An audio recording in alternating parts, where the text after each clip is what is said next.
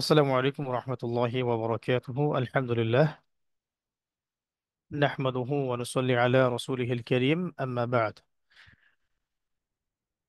فأعوذ بالله من الشيطان الرجيم بسم الله الرحمن الرحيم رب اشرح لي صدري ويسر لي أمري واحلل عقدة من لساني يفقه قولي اللهم فقهنا في الدين وعلمنا التأويل اللهم اجعلنا منهم الذين آمنوا وعملوا الصالحات وتواصوا بالحق وتواصوا بالصبر نعوذ بكلمة الله التامات من شر ما خلق بسم الله الذي لا يضر مع اسمه شيء في الأرض ولا في السماء وهو السميع العليم الحمد لله الذي هدانا لهذا وما كنا لنهتدي لولا أن هدانا الله اللهم اجعل صلواتك ورحمتك وبركاتك على سيد المرسلين إمام المتقين خاتم النبيين محمد عبدك ونبيك صلى الله عليه وسلم نبي الخير وقائد الخير ورسول الرحمة وبعثه مقاما محمودا الذي وعدته إنك لا تخلف الميعاد আলহামদুলিল্লাহ। প্রিয় দিনী ভাই ও বোনেরা, যাবতীয় প্রশংসা এবং গুণগান একমাত্র মহিয়ান ও গরিয়ান আল্লাহ সুবহানাহু ওয়া তাআলার জন্য, যে আল্লাহ পাক আমাদের সবাইকে মুসলিম পরিবারে জন্মগ্রহণ করার তৌফিক প্রদান করে ধন্য করেছেন এবং সর্বকালের সর্বশ্রেষ্ঠ মহামানব মুহাম্মদুর রাসূলুল্লাহ সাল্লাল্লাহু আলাইহি ওয়াসাল্লামের সৌভাগ্যবান উম্মাহ হওয়ার তৌফিক প্রদান করেছেন। যে আল্লাহ রাব্বুল আলামিন আমাদেরকে সুস্থতার সাথে আজকের এই সেমিনার অ্যাটেন্ড করার তৌফিক দিয়েছেন এবং যিনি আমাদেরকে হেদায়েত দেওয়ার জন্য কোরআন এবং সুন্নাহর মতো দীপ্তমান হেদায়েতের মাধ্যম নাজিল করেছেন, সে আল্লাহ পাকের দরবারে আমরা হৃদয়ের অন্তঃস্থল থেকে সবাই অগণিত শুকরিয়া জ্ঞাপন করে বলি আলহামদুলিল্লাহ। আল্লাহুম্মা লাকাল হামদ হামদান কাসীরান তাইয়্যিবান মুবারাকান ফীহ। আল্লাহুম্মা লাকাল হামদ হামদান কাসীরান তাইয়্যিবান মুবারাকান ফীহ কামা ইয়ানবাগী লিজালালি ওয়াজহিকা ওয়া আযীমি সুলতানিকা।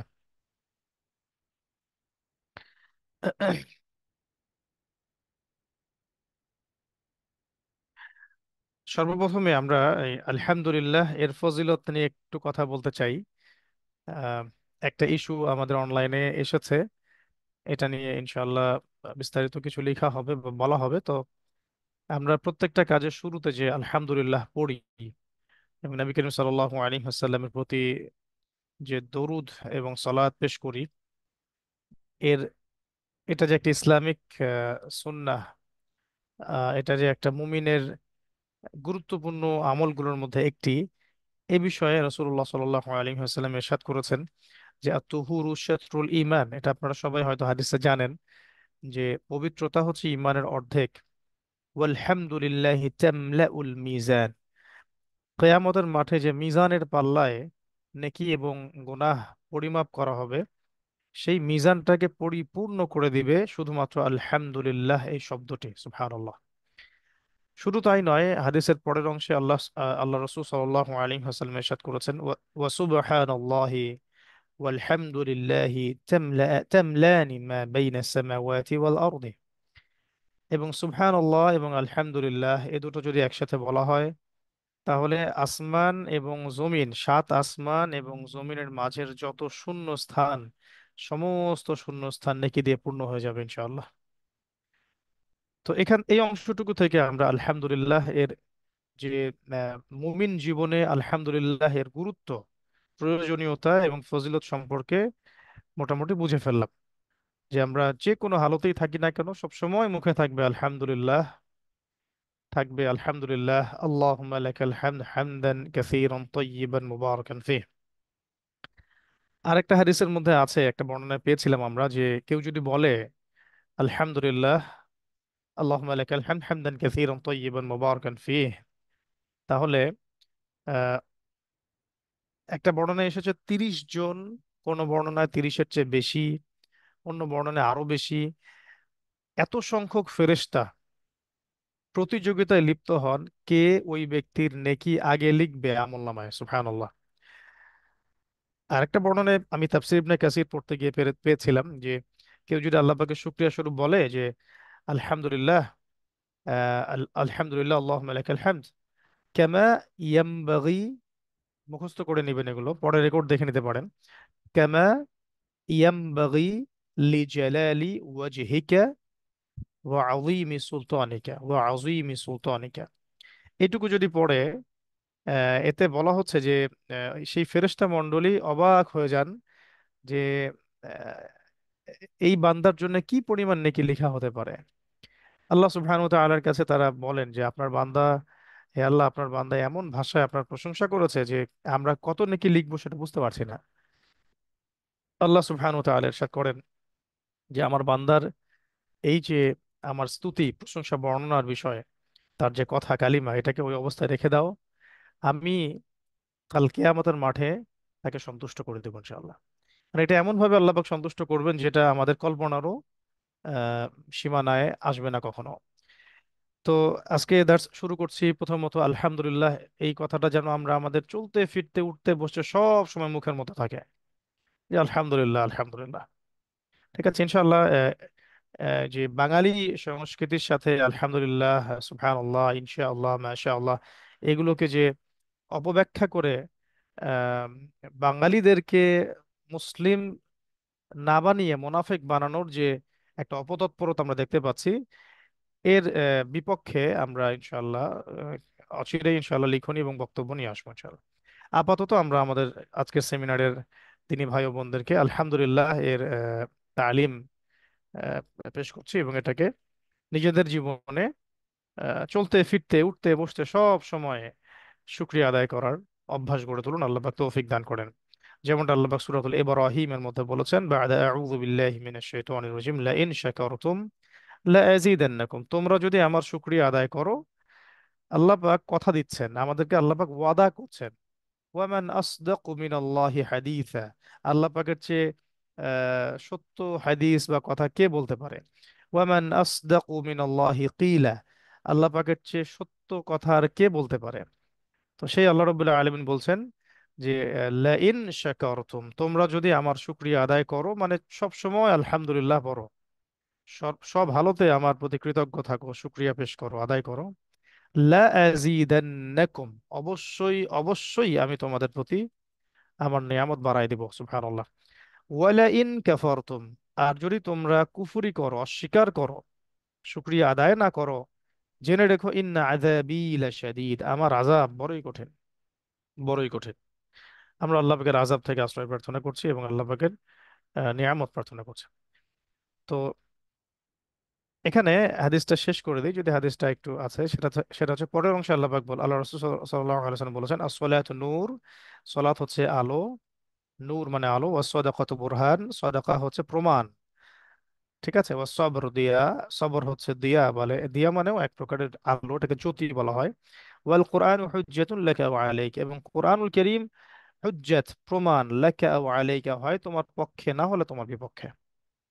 ঠিক আছে। কুল্লুন নাস, প্রত্যেক ব্যক্তি, ইয়াগদু ফাবাইউ, প্রত্যেক ব্যক্তি সকালে সকাল করে এবং সে নিজের নফসকে বিক্রি করে দেয়, কেনাবেচা করে, কেনাবেচা করে। ফাবাইউ নাফসাহু, তার নফসকে বিক্রি করে দেয়, মানে নফসের কেনাবেচা করে প্রত্যেক দিন সকালে। এটা সবাই করে, বাধ্যতামূলক, সবাই করেই থাকে। তারপরে ফামুআতিকুহা, সে এটাকে হয় মানে রক্ষা করে শয়তানের থেকে, মানে আল্লাহর আনুগত্যে নিয়ে আসে। এটা আল্লাহ আল্লাহ পাকের আনুগত্যে নিয়ে এসে রক্ষা করে নফসকে শয়তান থেকে, অথবা আও মুবিকুহা, অথবা এটাকে একেবারে ধ্বংস করে ফেলে। তো এই হাদিসটা একটা মৌলিক হাদিস, যদিও আজকের আলোচনার টপিক এই হাদিসটা নয়, তবে এখান থেকে আমরা আলহামদুলিল্লাহ এর যে ফজিলত এবং এই সুন্নাহটা এটা শিখলাম। এবং আমরা যে প্রত্যেকটা দিন আমরা সকালবেলা আমাদের নফসকে কেনাবেচা করে ফেলি, হয় আল্লাহ পাকের আনুগত্যে চলে যাই, গিয়ে আমরা নফসকে শয়তানের প্ররোচনা থেকে রক্ষা করি, আল্লাহ পাকের গজব থেকে রক্ষা করি, আল্লাহর আনুগত্যে চলে আসি, আল্লাহর রহমতের মধ্যে চলে আসি, অথবা আমরা আল্লাহ পাকের নাফরমানি করে শয়তানের দলভুক্ত হয়ে যাই, ধ্বংস করে ফেলি। তাহলে বুঝতে পারলাম যে আমাদের জীবনের প্রত্যেকটা দিন গুরুত্বপূর্ণ, প্রত্যেকটা রাত গুরুত্বপূর্ণ। যা চলে যাবে ফিরে আসবে না, সহজ কথা, যা চলে যাবে ফিরে আসবে না। এবং এই দিনগুলোর সমষ্টিতে আমরা সপ্তাহ পাচ্ছি, এবং প্রত্যেক দিন আমাদের যেমন আমল আছে, আল্লাহ পাকের আদেশ নিষেধ আছে, সেগুলো আমরা যেমন ফলো করি, একইভাবে সাপ্তাহিক আমাদের আদেশ নিষেধ আছে, সেগুলো আমরা ফলো করি। এভাবে মাসিক আদেশ নিষেধ আছে, সেগুলো আমরা মাসিকভাবে ফলো করি। আবার এভাবেই সব মাস মিলে যখন আমরা একটা বছর উপনীত হই, পুরো বছরের একটা প্ল্যান থাকা উচিত। পুরো বছরের মধ্যে অনেক বিশেষ সময় আছে, আমল আছে, তারপরে দোয়া আছে, জিকির আছে, গুনাহ মাফের সময় আছে, ফজিলতপূর্ণ স্পেশাল কিছু মোমেন্ট আছে। এগুলো আবার বছর ব্যাপী আমরা ইসলামিক ভাবে কি করি, পালন করি। তো এটাই মূলত আমাদের এখন যে আয়াতটা আমরা পড়তে যাচ্ছি, সে আয়াতটা পড়লে আপনারা বুঝতে পারবেন যে আয়াতটার সাথে এটা সম্পৃক্ত কিভাবে। তো আসলে আমরা আয়াতটাতে যাই। এই আয়াতটা হচ্ছে সূরাতুত তাওবার মধ্যে এসেছে। যে সূরা তাওবার মোটামুটি ভাবে আপনারা, আমি নাম্বারটা মেনশন করে দিচ্ছি।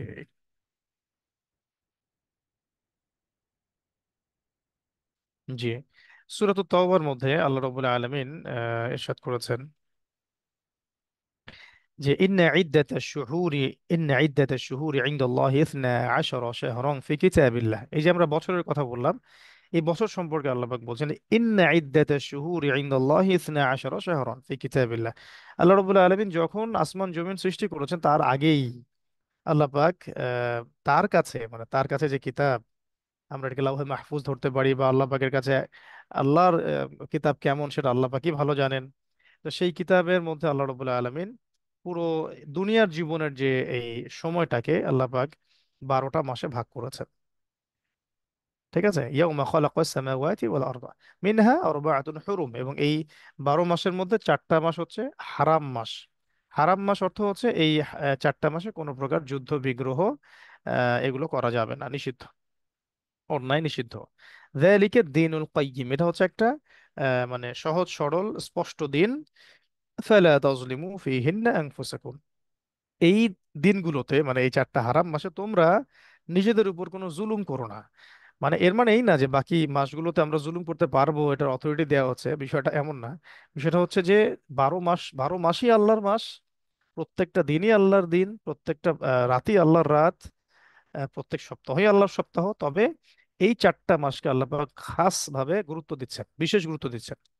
তো 4টা মাস কি কি আগে জানি। একটা হচ্ছে মুহাররম, এই যে আমরা যে মাসে আছি এখন, এটা আরবি বর্ষপঞ্জির প্রথম মাস। আজকে সেমিনারে এটাও বলে দেব আমরা যে আমরা এখন থেকে চেষ্টা করব প্রত্যেক দিন যেভাবে আমরা এই যে গ্রেগরিয়ান সো কল্ড ওয়েস্টার্ন ক্যালেন্ডারকে মনে রাখি, বা যেভাবে এই পৃথিবীকে সাজানো হয়েছে এখন এই নিউ ওয়ার্ল্ড অর্ডারের মধ্যে, যেটা ফাংশনড বাই বা পাওয়ার্ড বাই জায়নিস্ট মুভমেন্ট। তো এই তারিখগুলোকে আমরা যেভাবে মনে রাখি, ঠিক তার চাইতে গুরুত্ব দিয়ে আমরা, আমাদের উচিত হবে এখন থেকে আরবি মাসগুলোকে মনে রাখা, আরবি দিনগুলোকে মনে রাখা, তারিখগুলোকে মনে রাখা, যে আজকে কত তারিখ। তাহলে আজকে আমরা আছি মুহাররমের 8 তারিখে। তাহলে মুহাররম হচ্ছে আরবি বছরের প্রথম মাস। 12 মাসের নাম মুখস্থ করবেন আজকে আপনারা। আজকে আপনারা 12 মাসের আরবি নাম মুখস্থ করবেন, স্কুলে পড়ার মতো করে, কিন্ডার গার্ডেনে পড়ার মতো করে। ঠিক আছে, এবং এখন থেকে বাংলা বাংলা তো এটা আউট অফ সিলেবাস হয়ে গেছে। যত বাঙালি বাঙালি স্লোগান তোলা হোক না কেন, যারা তুলছে তাদেরকে জিজ্ঞাসা যদি করা হয় যে আজকে বাংলা মাসের কত তারিখ, হয়তো বা কেউই বলতে পারবে না। তো এই এই মানে তাত্ত্বিক আবেগ প্রদর্শন না করে আমরা প্র্যাকটিক্যালি, যেহেতু আমরা দিনকে ভালোবাসি, প্র্যাকটিক্যালি আমরা মনে রাখবো যে আজকে মুহররম মাসের 8 তারিখ। ঠিক আছে, একই সাথে আজকে হচ্ছে সোমবার, পারলে বারের নামগুলো আমরা যেন আহ আরবি দিয়ে মনে রাখার একটা চর্চা করতে পারি, এবং 12 মাসের নাম মুখস্থ করা, এইভাবে আমাদের আহ দৈনন্দিন রুটিনের মধ্যে এটাকে রাখা আর কি। এই 4টা মাসকে আল্লাহ রবুল্লাহ আলম বলেছেন মহা সম্মানিত মাস। ঠিক আছে, তো 4টা মাসের প্রথমটা হচ্ছে মুহররম, তারপরে কি আছে রজব, আর আর দুটো কি যুল হিজ্জা, একটা হচ্ছে যুল কায়দা। তাহলে যুল হিজ্জা তো একটু চলে গেল, যুল কায়দা তার আগে চলে গেছে। আর রমাদানের পরে, রমাদানের আগে আমরা রজব পার করেছি, তারপরে মুহররম এখন আছি। এছাড়াও ফজিলতের দিক থেকে শাবান মাসের অনেক ফজিলত আছে, এবং রমাদান মাসের ফজিলত আমরা তো সবাই জানি। তো দেখুন, এই 4টা মাস হচ্ছে হারাম মাস। আল্লাহ রবুল্লাহ আলমিন এই 4টা মাসকে কি করেছেন, বলেছেন যে এই 4 মাসে কোনো প্রকারের যুদ্ধ বিগ্রহ, আল্লাহদ্রোহী কোনো কাজ, এগুলো নিষিদ্ধ। তো এর মধ্যে আমরা এখন মুহররমের মধ্যে আছি। তো তো এই চারটা হারাম মাসের মধ্যে আবার আরো খাস করে মুহররমকে গুরুত্ব দেওয়া হয়েছে। এই চারটা হারাম মাসের মধ্যে আবার আরো খাস করে মুহররমকে গুরুত্ব দেয়া হয়েছে। সেটা কোথায় আছে সেটা আমরা আপনাদের সাথে শেয়ার করছি। এটা সহিহ মুসলিমের 1163 নম্বর হাদিসের মধ্যে আছে। সহিহ মুসলিম শরীফের 1163 নম্বর হাদিসের মধ্যে আছে যে আফদলু সিয়ামি বা'দা রমাদান শাহরুল্লাহিল মুহররম।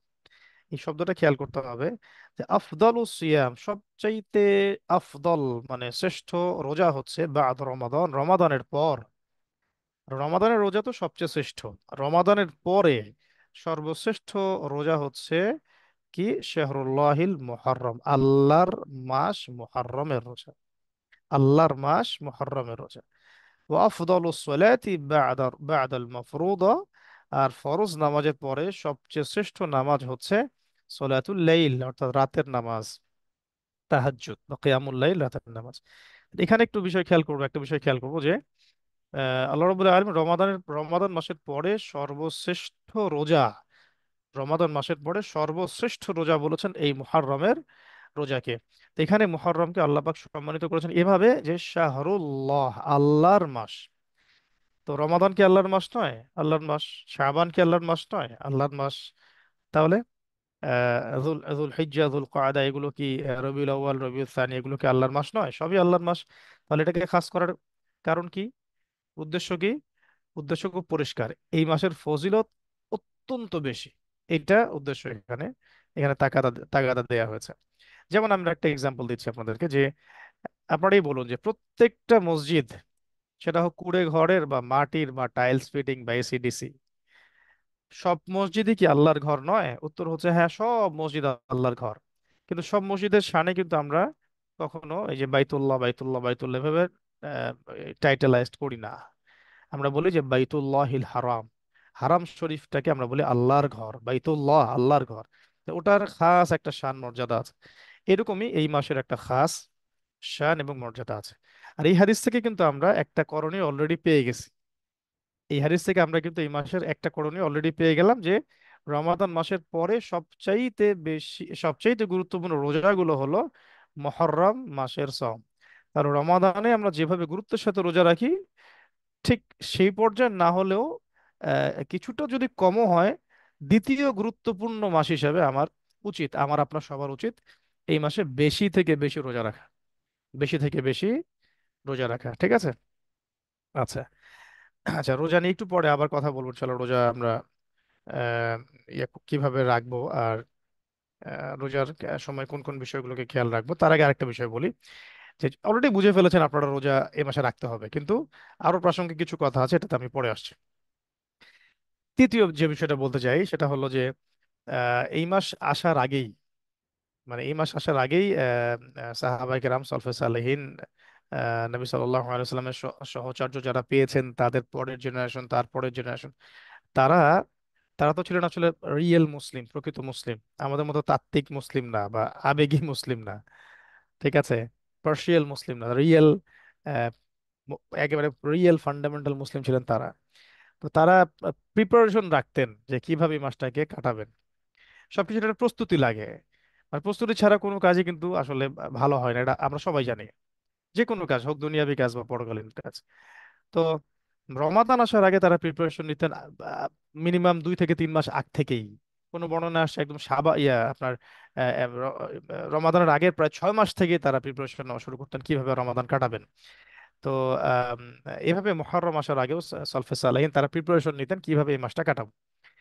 তো এবং এই মাসের শুরুতেই তারা যে আমলটা করতেন, যেটা সহিহ সুন্নাহ থেকে প্রমাণিত, নবী সাল্লাল্লাহু আলাইহি ওয়াসাল্লাম ইরশাদ করেছেন যে মুহররম মাসের এই যে চাঁদটা আমরা দেখবো, আমরা দেখেছি কিনা জানি না, যারা দেখেছেন আলহামদুলিল্লাহ। এই চারটা দেখে সবার প্রথমে এই মাসের প্রথম আমলটা হচ্ছে এই মাসে আম, এই মাসটা কাটানোর একটা সুন্দর পরিকল্পিত প্ল্যান করা, নিয়াত করা। এবং দ্বিতীয় কাজটাই হচ্ছে এই চাঁদ দেখা এবং দোয়া পড়া।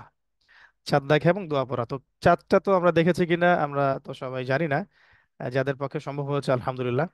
তো চাঁদ দেখে কি দোয়া পড়তেন নবী সাল্লাল্লাহু আলাইহি ওয়াসাল্লাম, সেটা আমরা একটু জেনে নেই আগে। আর যদি ওই প্রথম চাঁদটা আমরা না দেখে থাকি, তাহলে এখনো যদি আমরা চাঁদ দেখে এই দোয়াটা পড়ি, আশা করা যায় আল্লাহ পাক কবুল করবেন ইনশাআল্লাহ। আল্লাহ পাক ওয়াসিউর রাহমা, আল্লাহ পাকের রহমত অ- অসম্ভব রকম প্রশস্ত।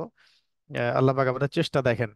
তো দোয়াটা শিখে নেই ইনশাআল্লাহ। দোয়াটা হচ্ছে আল্লাহুম্মা আল্লাহুম্মা আহিল্লাহু আলাইনা, আল্লাহুম্মা আহিল্লাহু আলাইনা বিল আমনি ওয়াল ঈমান ওয়াস সালামাতি ওয়াল ইসলাম। খুব সহজ দোয়া কিন্তু। আল্লাহুম্মা, হে আল্লাহ, আহিল্লাহু আলাইনা, আমাদের আমাদের উপরে তাকে উদিত করুন। তাকে বলতে কাকে? চাঁদকে।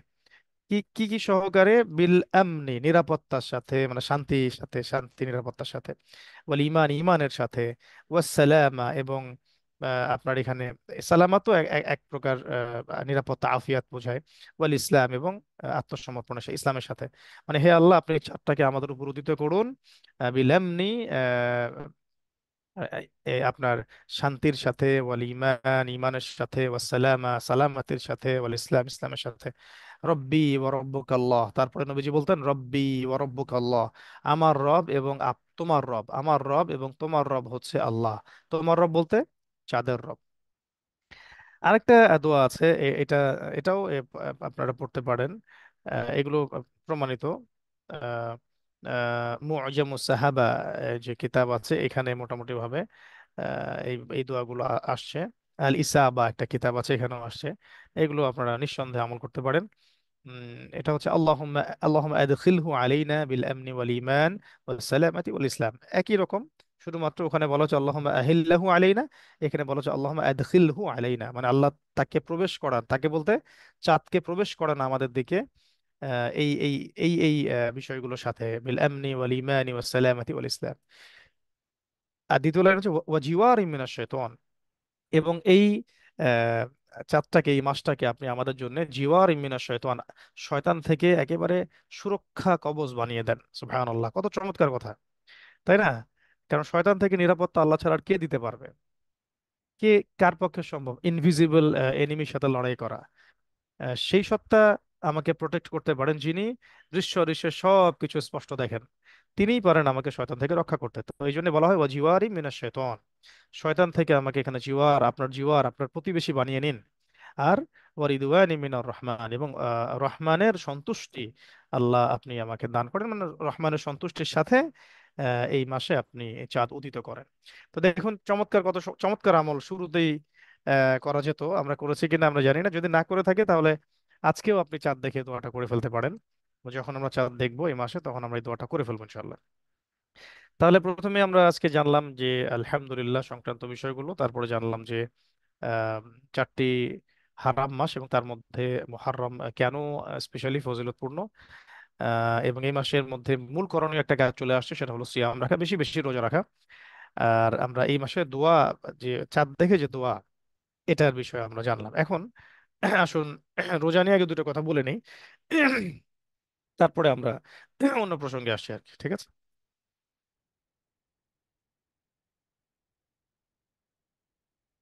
আচ্ছা,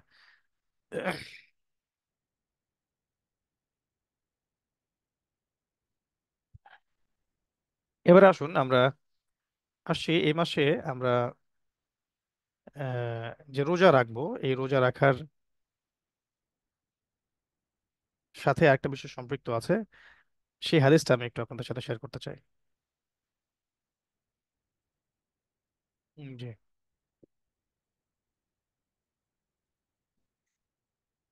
এই হাদিসটি এসেছে মূলত তিরমিজি শরীফের মধ্যে। আমি নাম্বারটা চেক করছিলাম, এই হাদিসটা তিরমিজি শরীফের মধ্যে আসছে, মোটামুটি মূলত 751 নম্বর হাদিসে। হ্যাঁ, এটাকে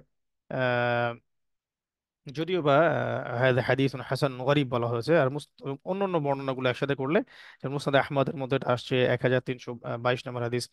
তো সবকিছু মিলিয়ে এটা আমরা অবশ্যই আমলযোগ্য। তো এই মাসের ফজিলতের সাথে সম্পৃক্ত আরেকটা হাদিস আপনাদের সাথে শেয়ার করছি। আহ, এক ব্যক্তি, মানে একজন সাহাবী নবী সাল্লাল্লাহু আলাইহি ওয়াসাল্লামের কাছে এসে জিজ্ঞাসা করলেন, ইয়া রাসূলুল্লাহ, ইয়া রাসূলুল্লাহ, হে আল্লাহর রাসূল সাল্লাল্লাহু আলাইহি ওয়াসাল্লাম, যখনই রাসূলের নাম আসবে অবশ্যই আমরা সাল্লাল্লাহু আলাইহি ওয়াসাল্লাম পড়বো। আইয়ু শাহরিন তা'মুরুনি আন আসুমা বা'দ রমাদান। নবীজিকে জিজ্ঞাসা করছেন তিনি যে, ইয়া রাসূলুল্লাহ সাল্লাল্লাহু আলাইহি ওয়াসাল্লাম, আমি রমাদান মাসের পরে আর কোন মাসে মানে বেশি বেশি রোজা রাখবো? ওই আগে একটা হাদিস আমরা জেনেছি, ওইটারই একটা প্রাসঙ্গিক ব্যাখ্যা হাদিস, তবে এখানে একটু অতিরিক্ত কিছু কথা আছে আর কি। ওইটা জানাতে চাচ্ছি আপনাদেরকে। নবীজি কে জিজ্ঞাসা করা হচ্ছে যে আমি রমাদানের পরে ইয়া রাসূলুল্লাহ কোন মাসে বেশি রোজা রাখবো।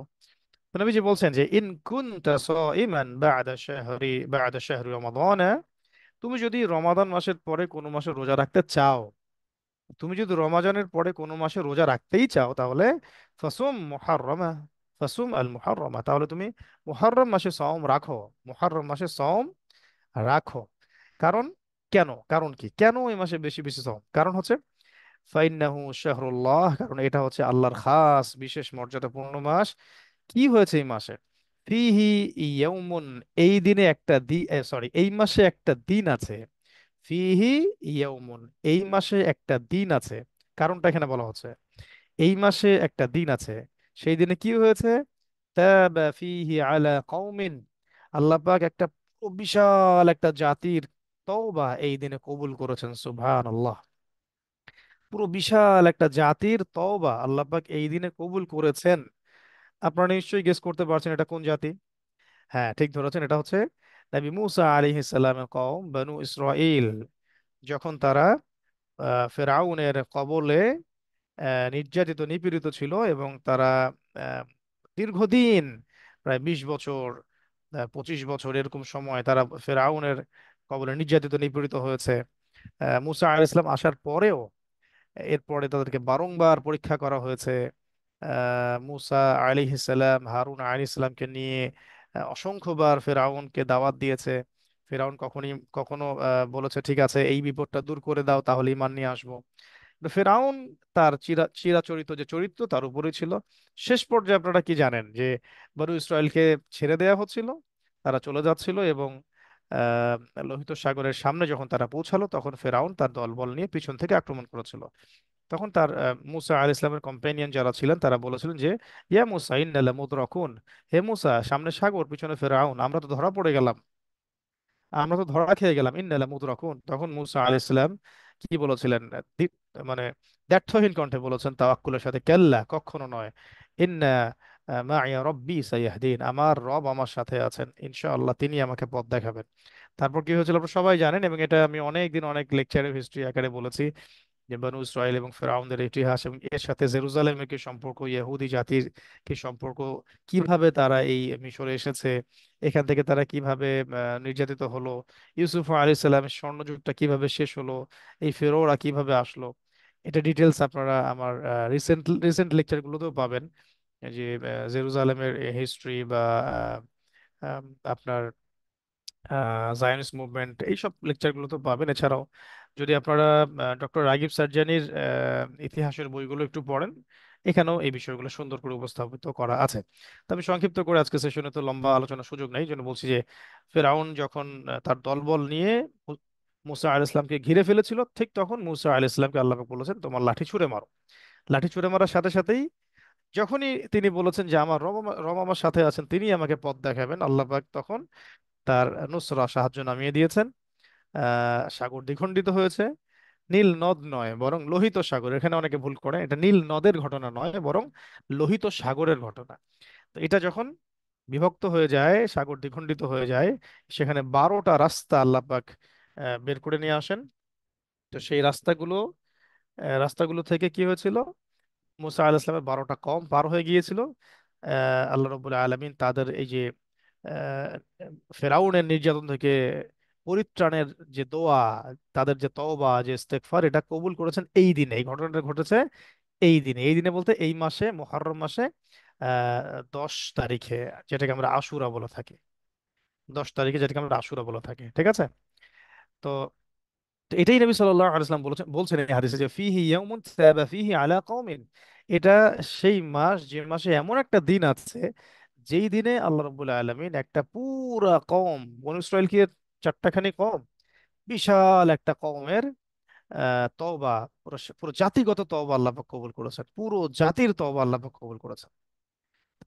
এখান থেকে শিক্ষা কিন্তু বুঝে ফেলেছেন আপনারা যে এখন আমরা পুরো জাতিগতভাবে যে মানে পাপের সাগরে ডুবে আছি, এখান থেকেও যদি আমরা এই দিনে বা এই মাসে আল্লাহর পাকের কাছে কায়েম অনুবাক্যে সবাই মিলে তওবা করতে পারি, আল্লাহ পাক চাইলে আমাদেরকেও মাফ করে দিতে পারেন। যেমনটা নবী সাল্লাল্লাহু আলাইহি ওয়াসাল্লাম এই হাদিসের মধ্যে পরের অংশে বলেছেন, জাতিগতভাবে আমরা যে এখন পুরো বৈশ্বিক প্রেক্ষাপটে হোক বা রাষ্ট্রীয় প্রেক্ষাপটে হোক বা এই বিভিন্ন কন্টিনেন্টের প্রেক্ষাপটে হোক, আমরা যে বর্তমান সময়ের যারা ফেরাউন, তাদের আন্ডারে যে আমরা আমরা নির্যাতিত হচ্ছি, নিপীড়িত হচ্ছি, আযাব গজব সহ্য করতেছি, কিছু বলতেও পারতেছেন না, কিছু করতেও পারতেছেন না, ঠিক বনু ইসরায়েলের হালতে আমরা যে চলে আসছি। তা যদি আমরা আমরা এখন পুরো জাতি মিলে, মুসলিম জাতি মিলে ঠিক ওই বনু ইসরায়েলের মতো মুহররম মাসের এই আশুরায়, এই 10 তারিখে খাস তওবা করি, খালেস এখলাসের সাথে, বিশুদ্ধ নিয়াতের সাথে, সংশোধনের মানসিকতায় আমরা যদি জাতিগতভাবে দোয়ায় মোনাজাত ইস্তেগফারে লিপ্ত হয়ে আমাদের উম্মার জন্য, জাতির জন্য ক্ষমা চাই, আল্লাহ পাক চাইলে পুরো জাতিকেও ক্ষমা করে তার অবস্থা আগের মতো উন্নত করতে পারেন। তাহলে এটা সেই মাস, যে মাসে এই দিন আছে। সুবহানাল্লাহ।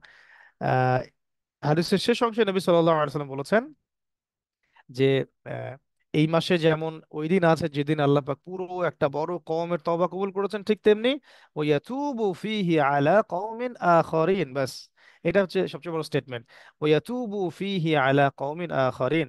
আর আল্লাহ পাক ভবিষ্যতেও বহু কওমের তওবা এই দিনে কবুল করবেন। তার মানে বুঝে গেলাম যে আমাদের এখানে ব্যক্তিগত পর্যায় থেকে শুরু করে পারিবারিক, সামাজিক এবং পুরো রাষ্ট্র জাতিগতভাবে আমাদেরকে তওবা করতে হবে। তাহলে আমরা কিন্তু রোজা রাখার পাশাপাশি এই মাসের আরেকটা কাজ পেয়ে গেলাম।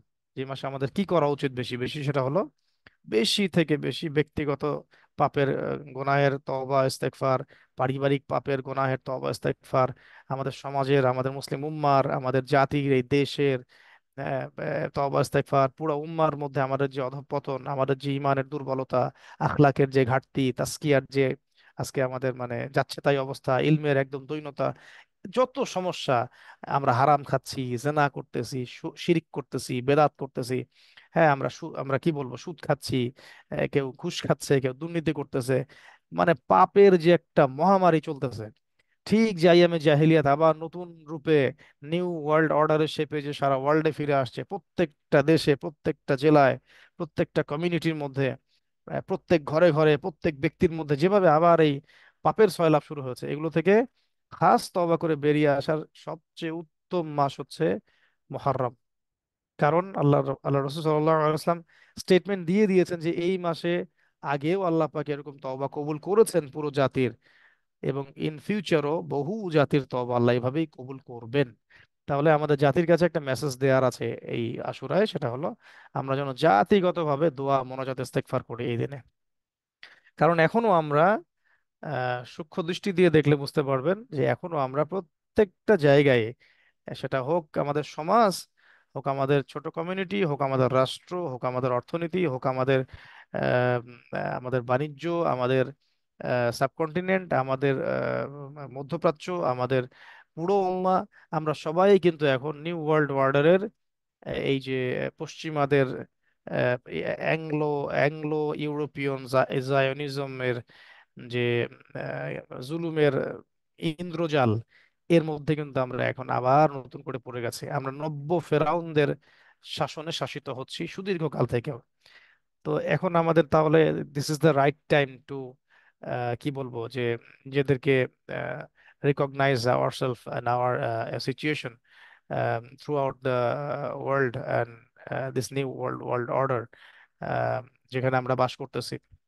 এবং আমাদের এটাকে we should be smart enough, আমাদেরকে এতটুকু স্মার্ট হওয়া উচিত যে so that we can recognise with বাসিরা, আমাদের বাসিরা দিয়ে আমরা যেন এটাকে রিকগনাইজ করতে পারি যে আসলে সত্যি we are living in a new জাহিলিয়া, নিউ এজ অফ জাহিলিয়া। আমরা আমরা আবার নতুন করে একটা নতুন জাহিলি যুগের মধ্যেই বসবাস করতেছি, যেটা আইয়ামে জাহিলিয়াতে যা যা ছিল, সমস্ত পাপ, সমস্ত জুলুম নতুন রূপে রূপে আবার ফিরে আসছে। তাহলে এই মাসে আমরা আরেকটা কাজ পাইলাম, যে এই হাদিস থেকে পেলাম যে একে তো আপনারা আমরা সবাই আমরা সবাই রোজা রাখবোই, তো এখানে দ্বিতীয় আমলটা কি, তাহলে তওবা এবং ইস্তেগফার করা। তাহলে এখন আসেন 5 নাম্বার পয়েন্টে এসে আমরা একটু জেনে নেই যে আমরা আসলে কিভাবে কোন কোন দোয়াগুলোর মধ্য দিয়ে আমরা এই তওবা ইস্তেগফার গুলো করবো আর কি। ব্যক্তিগতভাবে থেকে শুরু করতে হবে এবং অন্যদেরকে শেখাতে হবে, অন্যদের কাছে দাওয়াত দিতে হবে। আগে তো নিজেকে শিখতে হবে। আমরা এখন কিভাবে তওবা করব? কিভাবে তওবা করব আর কিভাবে রোজা রাখবো, এই দুটো জিনিস একটু শিখে নেই। প্রথমে আসেন আমরা শিখি যে কিভাবে রোজা রাখবো। তো রোজা রাখার জন্য আমরা যারা অভ্যস্ত, এক নম্বর কথা, আমরা যারা অভ্যস্ত প্রত্যেক সপ্তাহে রোজা রাখতে, তারা প্রত্যেক সপ্তাহের সোম আর বৃহস্পতিবার কমপক্ষে রোজা রাখবো ইনশাআল্লাহ। এটা একটা আমাদের আমল শিখলাম, এবং আমল লিখে এলিমেন্ট সব নোট করবেন। পরে এগুলোকে অ্যাসাইনমেন্ট আকারে আপনারাও অনলাইনে প্রচার করতে পারেন লিখিত আকারে, আজকে সেমিনারে যা শিখলাম আর কি। আমি চেষ্টা করছি যে আমার যে নোটটা এটাকে আমি আমার অফিসিয়াল পেজ থেকে পাবলিক করে দেওয়ার জন্য, যাতে আপনারাও এখান থেকে কপি করে শিখতে রাখতে পারেন এবং অন্যদের সাথে শেয়ার করতে পারেন। ইনশাল্লাহ আমি এটা সেমিনারের শেষে দিয়ে দিচ্ছি। তো প্রথমে শিখি তাহলে যে আমরা রোজাটা কিভাবে রাখবো। ঠিক আছে, এক নাম্বার হচ্ছে আমরা চেষ্টা করব প্রত্যেক সপ্তাহের কমপক্ষে সোম আর বৃহস্পতিবার রোজা রাখার। তাহলেও মাসে আমাদের 8টা রোজা হয়ে যাবে ইনশাল্লাহ। আচ্ছা, এটা গেল একটা পদ্ধতি। দ্বিতীয় হচ্ছে যারা আইএমএ বীজের রোজা রাখতে অভ্যস্ত, আইএমএ বীজ বলতে প্রত্যেক চাঁদের মাসের 13, 14 এবং 15 তারিখ, তারা আমরা চেষ্টা করতে পারি যে ওই সাপ্তাহিক 8টা সমের পাশাপাশি আরো 3টা সম বাড়িয়ে নেওয়া, তাহলে হবে 11টা সম। এটা কিন্তু কম না, অনেক। ঠিক আছে, তাহলে 8 আর 3 11টা সমও যদি আমরা রাখতে পারি এই মাসে, এটাও আলহামদুলিল্লাহ অনেক ভালো একটা মুজাহাদা বা প্রচেষ্টা হবে। এর সাথে আমরা অবশ্যই 9 তারিখ, মুহররম মাসের 9 তারিখ এবং 10 তারিখ সম রাখবো ইনশাআল্লাহ। 9 তারিখ এবং 10 তারিখ সম রাখবো ইনশাআল্লাহ। ঠিক আছে। আহ, আহ, আর যদি কেউ 9 তারিখে রাখতে না পারি, তাহলে 10-এর সাথে 11 রাখবো ইনশাআল্লাহ। হয় 9-10 অথবা 10-11, হয় 9-10 অথবা 10-11। যারা আমরা সাপ্তাহিক শ্রম রাখতে পারবো না, 8টা শ্রম সাপ্তাহিক, কমপক্ষে তাহলে একটা রাখবো, অন্তত সোমবার বা অন্তত বৃহস্পতিবার। যারা আমরা এটাও পারবো না, কমপক্ষে 3 দিন রাখবো, আইএমএ বিজের 13, 14, 15। যদি আমরা এটাও না পারি, কমপক্ষে এই মাসে এই 2টা শ্রম যেন মিস না হয় কারোই। আল্লাহ পাক আমাদের সবাইকে তৌফিক দান করেন। যে মুহররমের 9, মুহররমের 10, অথবা মুহররমের 10, মুহররমের 11।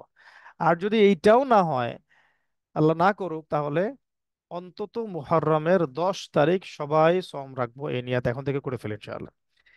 তো আমি আপনাদেরকে বলে দিচ্ছি যে আহ, আজকে 8 মুহররম চলছে, আজকে রাত্রে সাহারি খাবো আমরা। যারা আগামীকাল 9 তারিখ রোজা রাখার নিয়ত করেছে, আজকে রাত্রে সাহারি খাবো। সাহারিতে খুব বেশি ভরপেট খাওয়াটা ঠিক না, আমরা চেষ্টা করবো এটাকে যেন আহ, এমনিতে ইসলামিক সুন্নাহ হচ্ছে 1 ভাগ খাওয়া, 1 ভাগ পানি খাওয়া। আর দ্বিতীয় বিষয় হচ্ছে আমরা সাহারির সময়টা একটু ভালো করে খেয়াল করে দেখে নিব, কারণ অনেক সময় এমন হতে পারে যে আপনি ফজরের আজানের অপেক্ষায় বসে আছেন, কিন্তু আজান কিন্তু সাহারির মানে সময়ের একটু পরে দেয়া হয় রমজানের অন্য মাসগুলোতে। তাই সাহারির সময় কিন্তু আগে শেষ হয়ে যাবে। ওইটা খেয়াল রাখে আর কি, যাতে আবার সাহারিতে দেরি না হয়ে যায়। এটা একটা বিষয়। আর এটা গুরুত্বপূর্ণ সুন্নাহ, সাহারি নবী সাল্লাল্লাহু আলাইহি ওয়াসাল্লাম বলেছেন এর মধ্যে বারাকা আছে, তাই আমরা সাহারি খাওয়ার নিয়াত করবো ইনশাআল্লাহ। এটা গেল। আর এটা হলো আজকে আমরা সাহারি খেয়ে আগামীকাল 9 তারিখ রোজা রাখবো ইনশাআল্লাহ। আমরা আগামীকাল রোজা রেখে, মানে আগামীকাল মঙ্গলবার 9 মুহররম পড়ছে। আর তারপরে মঙ্গলবার রাতে সাহারি খেয়ে বুধবারের সম যেটা, সেটা হচ্ছে 10ই মুহররমের সম। এটা আমরা সবাই অবশ্যই অবশ্যই রাখার চেষ্টা করবো ইনশাআল্লাহ। যদি কোনো কারণে 9 মিস হয়ে যায়, তাহলে 10-এর সাথে 11 রাখবো ইনশাআল্লাহ। তাহলে আমরা 10-এর সাথে 11 রাখবো ইনশাআল্লাহ। আচ্ছা, এখন কথা হচ্ছে যে রোজা তো আমরা রাখবো, এই রোজা রাখার ক্ষেত্রে আমরা কোন কোন বিষয়গুলো একটু গুরুত্ব দিব আর কোন কোন বিষয়গুলো একেবারেই আমরা ধারের কাছে যাব না। তার আগে বলে নিই, যে কয়েকটা দিন বললাম যে 8টা রোজা, সপ্তাহে 3টা আইয়ামে বীজের 8, 3, 11টা, আর 2টা হইলো এই যে আশুরার। তো এই মোট 15টা রোজা যদি আমরা রাখতে পারি, তাহলে আম, আমরা আমরা মনে করি ইনশাআল্লাহ রমাদান মাসের পরে এই মাসে আমরা হয়তো সবচেয়ে বেশি রোজা রেখে ফেলবো। এটা আল্লাহ পাকের কাছে একটা মাকবুল আমল হয়ে যেতে পারে। এখন এই রোজাগুলো রাখার সময় আমরা খুব খেয়াল রাখবো যে রোজা রেখে আমরা কোনো প্রকারের হারাম এবং কবিরা গুনায় লিপ্ত হব না। সহজ কথা, রোজা রেখে আমরা কোনো প্রকার হারাম, কোনো প্রকার কবিরা গুনায় লিপ্ত হতে পারবো না বা হব না ইনশাআল্লাহ। সেটা হারাম যে লেভেলেরই হোক না কেন। কখনো কখনো এমন হয় যে সগীরা গুনাহগুলো যদি মানুষ সহজভাবে নিয়ে এটা কন্টিনিউয়াসলি করতে থাকে, ওইটাও পরবর্তীতে কবিরা গুনার পর্যায়ে চলে আসে। তাই রোজা রেখে আমরা কোনো প্রকার অহেতুক কথা, অহেতুক কথাবার্তা, অহেতুক কাজ, হ্যাঁ, তারপরে ঝগড়াঝাটি, গীবত, তোহমত, মিথ্যা, অশ্লীল কোনো কিছু দেখা শোনা, এইসবের ধার কাছেও আমাদের যাওয়া যাবে না। বরং রোজা রেখে আমরা রমজান মাসে যেভাবে রোজা রাখি, রমজান মাসে রোজা রেখে যেমন নামাজের পাবন্দ থাকি, সুন্নাহগুলোর দিকে খেয়াল রাখি, যেমন একটু তেলাওয়াত করি বেশি বেশি, দোয়া করি, ইস্তেগফার করি, রোজা রেখে বেশি বেশি দোয়া করলে দোয়া কবুল হয়। ঠিক আছে। তারপরে যেমন রমজান মাসে আমরা কি করি, একটু তালিম করি, তাই না, রাত্রে বেলা একটু কিয়ামুল লাইল করার চেষ্টা করি। তো এইভাবে রমাদান মাসের আদলে আমরা রোজাগুলো রাখার চেষ্টা করবো। আল্লাহ পাক আমাদের সবাইকে তৌফিক দান করেন, আমিন। আচ্ছা, এটা গেল রোজা রাখার বিষয়ে কিছু কথা হলো। আর এর মধ্যে 10 তারিখের রোজাটাকে আমরা সবচেয়ে বেশি গুরুত্ব কেন দিব? কারণ এই হাদিসটা আসছে মুসলিম শরীফের মধ্যে 1162 নম্বর হাদিসে। নবী সাল্লাল্লাহু আলাইহি ওয়াসাল্লাম তিনি ইরশাদ করেছেন, এটা আবু কাতাদা রাদিয়াল্লাহু আনহু থেকে বর্ণিত হাদিসটা। তিনি বলেছেন যে এই আশুরার দিনের সওমের ব্যাপারে, আহতাসিবু আলাল্লাহি আন ইউকাফিরা আস-সানাতা আল্লাতী ক্বাবলাহ, আমি আল্লাহর কাছে আশা করি যে এই আশুরার এই 10 তারিখের সওমের ওসিলায় আল্লাহ রাব্বুল আলামিন আমাদের বা আমার কোনো ব্যক্তির, মানে যে যে ব্যক্তি রাখবে রোজা, তার বিগত 1 বছরের সমস্ত গুনাহ আল্লাহ মাফ করে দেবেন ইনশাআল্লাহ। বিগত 1 বছরের সমস্ত গুনাহ আল্লাহ পাক মাফ করে দেবেন ইনশাআল্লাহ, যদি মুহররমের 10 তারিখের সওমটাকে রাখে। এটাকে আশুরা সওম। তো এখানে অনেক অনেক ইখতিলাফ আছে। কেউ বলেছেন যে এখানে শুধু সগীরা গুনাহগুলোকে বোঝানো হয়েছে, কাবিরা গুনাহগুলোকে বোঝানো হয় নাই। এই মতটাই বেশি শক্তিশালী, কারণ কবিরা গুনাহ থেকে পরিপূর্ণ পরিশুদ্ধিতা বা তওবার জন্য, ক্ষমার জন্য খালেস তাওবা করা শর্ত। খালেস তওবা বলতে মানে আমি ওই পাপ জীবন আর কখনো করব না, এরকম পাক্কা একটা ইরাদা করা। যদি পরে হয়ে যায় তাহলে আবার ইস্তেগফার করা। ঠিক আছে। তারপরে আমি এই পাপ পুরোপুরি ছেড়ে দিব, এরকম সংকল্প করা। এবং সারাটা জীবন আমি যে ওই পাপগুলো করেছি এই জন্য অনুতপ্ত হতে থাকা, অনুতপ্ত থাকা। এবং যখনই পাপের কথা মনে হবে আস্তাগফিরুল্লাহ ওয়া আতুবু ইলাইহি পড়তে থাকা। আর যদি এখানে মানুষের সাথে জড়িত কোনো বিষয় থাকে, তাহলে সেক্ষেত্রে তার হকটা তাকে ফেরত দেওয়া। যেমন কারো কাছে টাকা নিয়ে কেউ মেরে খেয়েছে, ওটা ফেরত দিতে হবে। কারো সম্মানহানি করেছে, তার কাছে সরি বলতে হবে, ক্ষমা ক্ষমা চাইতে হবে। তো অন্যের সাথে জড়িত হক থাকলে তাকে ফেরত দেওয়া। যদি ফেরত দেওয়া পসিবল না হয়, তার পরিবারের কাছে পৌঁছে দেওয়া। আর সেটাও যদি সম্ভব না হয়, অন্তত পক্ষে তার জন্য গোপনে আল্লাহর কাছে দোয়া করা, যাতে এই দোয়ার ওসিলায় তার খায়ের ও কল্যাণ হয়, এবং এটা পরকালে আল্লাহ পাক এটাকে মিউচুয়াল করে দেন। আমিন। তাহলে আমরা বুঝলাম যে আমরা 10 তারিখেরটা কোনোভাবেই ছাড়বো না ইনশাল্লাহ। আর সবচেয়ে সবচেয়ে উত্তম হচ্ছে তাহলে কোনটা, 9-10 না 10-11? এই দুটোর মধ্যে সবচেয়ে উত্তম হচ্ছে 9 এবং 10। কারণ নবী করিম সাল্লাল্লাহু আলাইহি ওয়াসাল্লাম যখন মদিনায় হিজরত করে গেলেন, তখন তিনি দেখলেন যে ইহুদিরা এই দিনে রোজা রাখে, 10 তারিখে রোজা রাখে। তো নবী সাল্লাল্লাহু আলাইহি ওয়াসাল্লাম জিজ্ঞাসা করলেন তাদেরকে যে তোমরা এই 10 তারিখে, 10ই মুহররম কেন রোজা রাখছো? তোমরা 10ই মুহররম কেন রোজা রাখছো? তখন ইহুদিরা বলেছিল যে এই দিনে আল্লাহ রবুল আলমিন কি করেছেন, এই দিনে আল্লাহ রবুল আলমিন আপনার মুসা আলাইহিস সালাম এবং তার কওম বনু ইসরাইলকে নাজাত দিয়েছেন। তখন নবী সাল্লাল্লাহু আলাইহি ওয়াসাল্লাম বলেছিলেন, তাহলে তো আমরাই তোমাদের চেয়ে বেশি হকদার এই দিনে রোজা রাখার ব্যাপারে। তখন তিনি এই দিনে রোজা রাখেন এবং সাহাবীদের রোজা রোজা রাখতে উদ্বুদ্ধ করেন। এই দিনটা ছিল ইহুদিরা এই দিন ঈদের দিনের মতো পালন করতো আর কি। ঠিক আছে। তো তারপরে নবী সাল্লাল্লাহু আলাইহি ওয়াসাল্লাম যখন দেখলেন যে এটা ইহুদিদের সাথে সাদৃশ্য হয়ে যাচ্ছে, তিনি এমন নবী ছিলেন যে ইহুদিদের সাথে সাদৃশ্যও তিনি কখনো বরদাস্ত করেন নাই। তাই তিনি বললেন যে ইনশাআল্লাহ আগামী বছর যদি আমি বেঁচে থাকি, তাহলে আহ 10 তারিখের সাথে আর একদিন মিলিয়ে আমি রোজা রাখবো, হয় 9-10 অথবা 10-11। এখান থেকে আমাদের একটা শিক্ষা হচ্ছে যে তিনি ইহুদিদের সাথে মিলিয়ে কোনো কিছু করাকে পছন্দ করতেন না। যদি ইহুদিরা যদি চুল ব্যাকব্রাশ করতো, তিনি মাঝখানে সীতা করতেন। ইহুদিরা যদি একদিন রোজা রাখতো, তিনি 2 দিন রাখতেন। ইহুদিরা হায়েজ অবস্থায় মেয়েদেরকে ঘর থেকে বের করে দিত, অন্য ঘরে রাখতো, তিনি হায়েজ অবস্থায় তার স্ত্রীর কোলে মাথা রেখে কোরআন তেলাওয়াত করেছেন।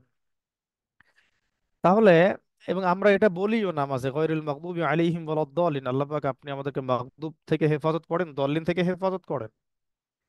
তাহলে এখন আমাদের প্রশ্ন এখানে, এই আশুরা মুহররমের এই মাসে শিক্ষায়, যে তাহলে কিভাবে আমরা ইহুদিদের সাথে লেনদেন, মুআমালাত, তাদের মানে যারা আমাদের সাথে হারবে লিপ্ত হয়েছে, যুদ্ধে লিপ্ত হয়েছে, তাদের সাথে কিভাবে মুআমালাত, কেমন করে ব্যবসা, কেমন করে কূটনৈতিক সম্পর্ক, কেমন করে পররাষ্ট্রনীতি বজায় রাখতে পারি, কেমন করে আমরা ইহুদিদের মতো পোশাক, তাদের সংস্কৃতি, তাদের খাবার, তাদের আচরণ, তাদের স্বভাব, তাদের চরিত্র আমরা কিভাবে লালন করতে পারি, কিভাবে আমরা তাদের অর্থনৈতিক সিস্টেমের মধ্যে নিজেদেরকে ডুবিয়ে আমাদের একবারে পথ হারিয়ে ফেলতে পারি, কিভাবে তাদের পলিটিক্যাল সিস্টেমগুলো আমরা একেবারে পোষা কুকুরের মতো দাসত্ব করতে পারি, মানে কিভাবে আমরা ইহুদিদের এই অভিশপ্ত জাতির প্রত্যেকটা ফুটস্টেপ, ফুটপ্রিন্ট আমরা কিভাবে ফলো করতে পারি। তাহলে এটা আমাদেরকে ভাবার বিষয় নয়? নবীজি বলেছিলেন যে যে তিরমিজিতে হাদিসটা আসছে, অনেকদিন আগে পড়েছিলাম আহ, যে ইন্না বানু ইসরাঈল তাফাররাকাত আলা সিনতাইনি ওয়া সাবঈনা মিল্লাহ, বনু ইসরাইলরা নিজেরা আপোষে 72 দলে ভাগ হয়ে গিয়েছিল। ওয়া তাফতারিকু উম্মতি আলা 73 মিল্লাহ, আমার উম্মত 73 দলে ভাগ হয়ে যাবে। হাসবুন নাআল বিন নাআল, এই কথাটা বলতে চাচ্ছি যে হাসবুন নাআল বিন নাআল মানে তারা তারা যা যা করেছিল আমার উম্মত ঠিক তাই তাই করবে। হাসবুন নাআল বিন নাআল, যেমন দুই জুতা এক সাইজের হয়, একই রকম হয়।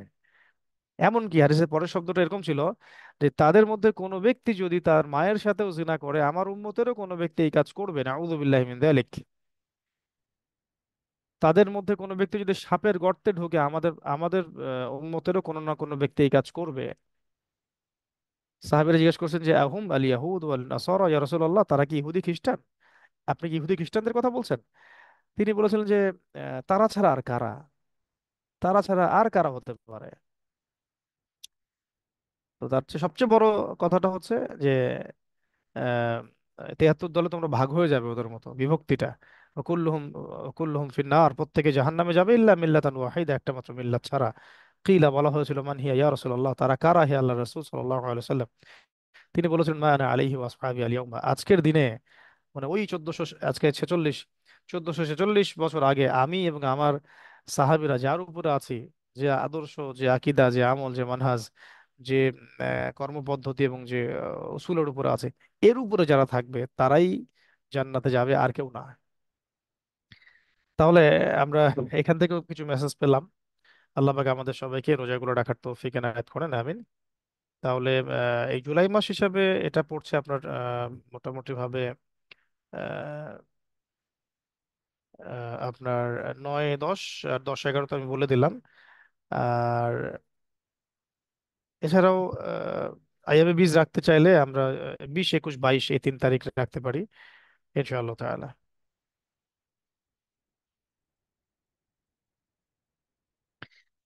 আচ্ছা ঠিক আছে, আমরা আরবি ক্যালেন্ডার দিকে দেখে নিব ইনশাআল্লাহ। আর এই মাসটা চলবে আগস্টের 5 তারিখ পর্যন্ত। তো আমরা পুরো মাস ব্যাপী একটা পরিকল্পনা রাখবো যাতে বেশি বেশি রোজা রাখতে পারি। তাহলে আমরা বেশ কয়েকটা নসিহত অলরেডি পেয়ে গেলাম। এরপরে আসুন আমরা যে বলছিলাম যে আমরা যে রোজা কিভাবে রাখবো এটা জানলাম যেমন করে, and আমরা যে ইস্তেগফার এবং তাওবা গুলো করবো সেক্ষেত্রে আমরা কিভাবে আগাবো আর কি, কিভাবে তাওবা করবো। তা আমরা কিছু দোয়া শেয়ার করতে পারি, যেমন আহ, আহ, কোরআনেও আল্লাহ রাব্বুল আলামিন বেশ কিছু দোয়া শিখিয়ে দিয়েছেন এবং হাদিসের মধ্যেও অনেক দোয়া আছে। তো কিছু দোয়া আমরা একটু মুখস্থ করার চেষ্টা করি। যেমন একটা হচ্ছে রব্বানা, সবাই জানি রব্বানা ظلمنا أنفسنا وإن لم تغفر لنا وترحمنا لنكونن من الخاسرين, সূরা আরাফ আয়াত নাম্বার 23। সূরা আরাফ আয়াত নাম্বার 23, রব্বানা ظلمنا أنفسنا وإن لم تغفر لنا وترحمنا لنكونن من الخاسرين, এটা করতে পারি। তারপরে করতে পারি সূরা কাসাস এর 16 নম্বর আয়াত একটা দোয়া আছে যে রব্বি ইন্নী যলামতু নাফসি ফাগফিরলি। রব্বি ইন্নী যলামতু নাফসি ফাগফিরলি, অর্থগুলো কি বলে আচ্ছা অর্থগুলো বলে দেই। রব্বানা যালামনা আনফুসানা ওয়া ইল্লাম তাগফির লানা ওয়া তারহামনা লানাকুনান্না মিনাল খাসিরিন, অর্থ রব্বানা হে আমাদের রব, যালামনা আনফুসানা আমরা আমাদের নফসের উপর জুলুম করেছি, ওয়া ইল্লাম তাগফির লানা আপনি যদি আমাদের এই জুলুম ক্ষমা না করেন, ওয়া তারহামনা এবং আমাদেরকে মাফ না করেন, সরি আমাদের উপর রহম না করেন, লানাকুনান্না মিনাল খাসিরিন আমরা অবশ্যই অবশ্যই ক্ষতিগ্রস্তদের অন্তর্ভুক্ত হব। সেটা কসাসা যেটা যে রব্বি ইন্নী যালামতু নাফসি, হে আমার রব নিশ্চয়ই আমি আমার নফসের উপর জুলুম করেছি, ফাগফিরলি আমাকে ক্ষমা করুন। আরেকটা চমৎকার দোয়া আছে যেটা আমরা করতে পারি, 100 বারও করতে পারি দৈনিক। সেটা হলো সূরা আম্বিয়া এর 87 নম্বর আয়াতে আছে লা ইলাহা ইল্লা আনতা সুবহানাকা ইন্নী কুনতু মিনাজ জালিমিন। এটা বেশি বেশি পড়ার ব্যাপারে আমাদের ওলামা মাশায়েখগণ আমাদেরকে পরামর্শ দেন, দোয়া ইউনুস। এছাড়া আমরা পড়তে পারি সূরা ইব্রাহিমের 41 নম্বর আয়াতটা, রব্বানা গফিরলি ওয়ালি ওয়ালিদাইয়া ওয়ালিল মুমিনিনা ইয়াউমা ইয়াকুমুল হিসাব। হে আল্লাহ, আপনি আমাকে মাফ করেন, আমার পিতামাতাকে মাফ করেন, এবং সমস্ত মুমিন মুমিন যেটা মুমিন মুসলমান তাদেরকেও মাফ করে দেন যেদিন আপনি হিসাব নেবেন সেদিন। এছাড়া সূরা নূহ এর মধ্যে একটা দোয়া আছে ইস্তেগফার সংক্রান্ত, 28 নম্বর আয়াতে, যে রব্বি গফিরলি ওয়ালি ওয়ালিদাইয়া ওয়ালিমান দাখালা বাইতিয়া মুমিনান ওয়ালিল মুমিনিনা ওয়াল মুমিনাত। এটা করতে পারি। এছাড়া সূরা মুমিনুন, সূরা মুমিনুন এটা আরেকটা, মুমিন আর মুমিনুন আলাদা। সূরা মুমিনুন এটা হচ্ছে কদ আফলাহাল মুমিনুন, এই সূরা। এই সূরার মধ্যে 118 নম্বর আয়াতে একটা দোয়া আছে, রব্বি গফির ওয়ারহাম ওয়া আনতা খায়রুর রাহিমিন, রব্বি গফির ওয়ারহাম ওয়া আনতা খায়রুর রাহিমিন। এটা আমরা করতে পারি। প্রথমে একটা দোয়া বলেছিলাম যে সূরাতুল আ'রাফ আয়াত নাম্বার 23, রব্বানা যালামনা আনফুসানা ওয়া ইল্লাম তাগফির লানা ওয়া তারহামনা লানাকুনান্না মিনাল খাসিরিন। 2 নম্বর আয়াতটা বলেছিলাম সূরা কসস, সূরা কসসের 16 নম্বর আয়াত। এখানে আল্লাহ পাক আমাদেরকে শিখিয়েছেন একটা ইস্তেগফার, সেটা হলো রব্বি ইন্নী যালামতু নাফসি ফাগফিরলি, রব্বি ইন্নী যালামতু নাফসি ফাগফিরলি। ঠিক আছে, এটা হলো 2। তারপরে 3 নম্বর আমরা শিখলাম সূরা আম্বিয়া এর 87 নম্বর আয়াত, লা ইলাহা ইল্লা আনতা সুবহানাকা ইন্নী কুনতু মিনাজ জালিমিন, লা ইলাহা ইল্লা আনতা সুবহানাকা ইন্নী কুনতু মিনাজ জালিমিন। এরপরে শিখেছি সূরা ইব্রাহিমের 14 নম্বর আয়াত, রব্বানা রব্বানা গফিরলি, অথবা রব্বানা সরি, হ্যাঁ, রব্বানা গফিরলি অথবা রব্বানা, কেউ যদি থামে রব্বানা তাহলে ইগফিরলি এটা বলতে পারে। একসাথে পড়লে রব্বানা গফিরলি ওয়ালি ওয়ালিদাইয়া ওয়ালিল মুমিনিনা ইয়াউমা ইয়াকুমুল হিসাব।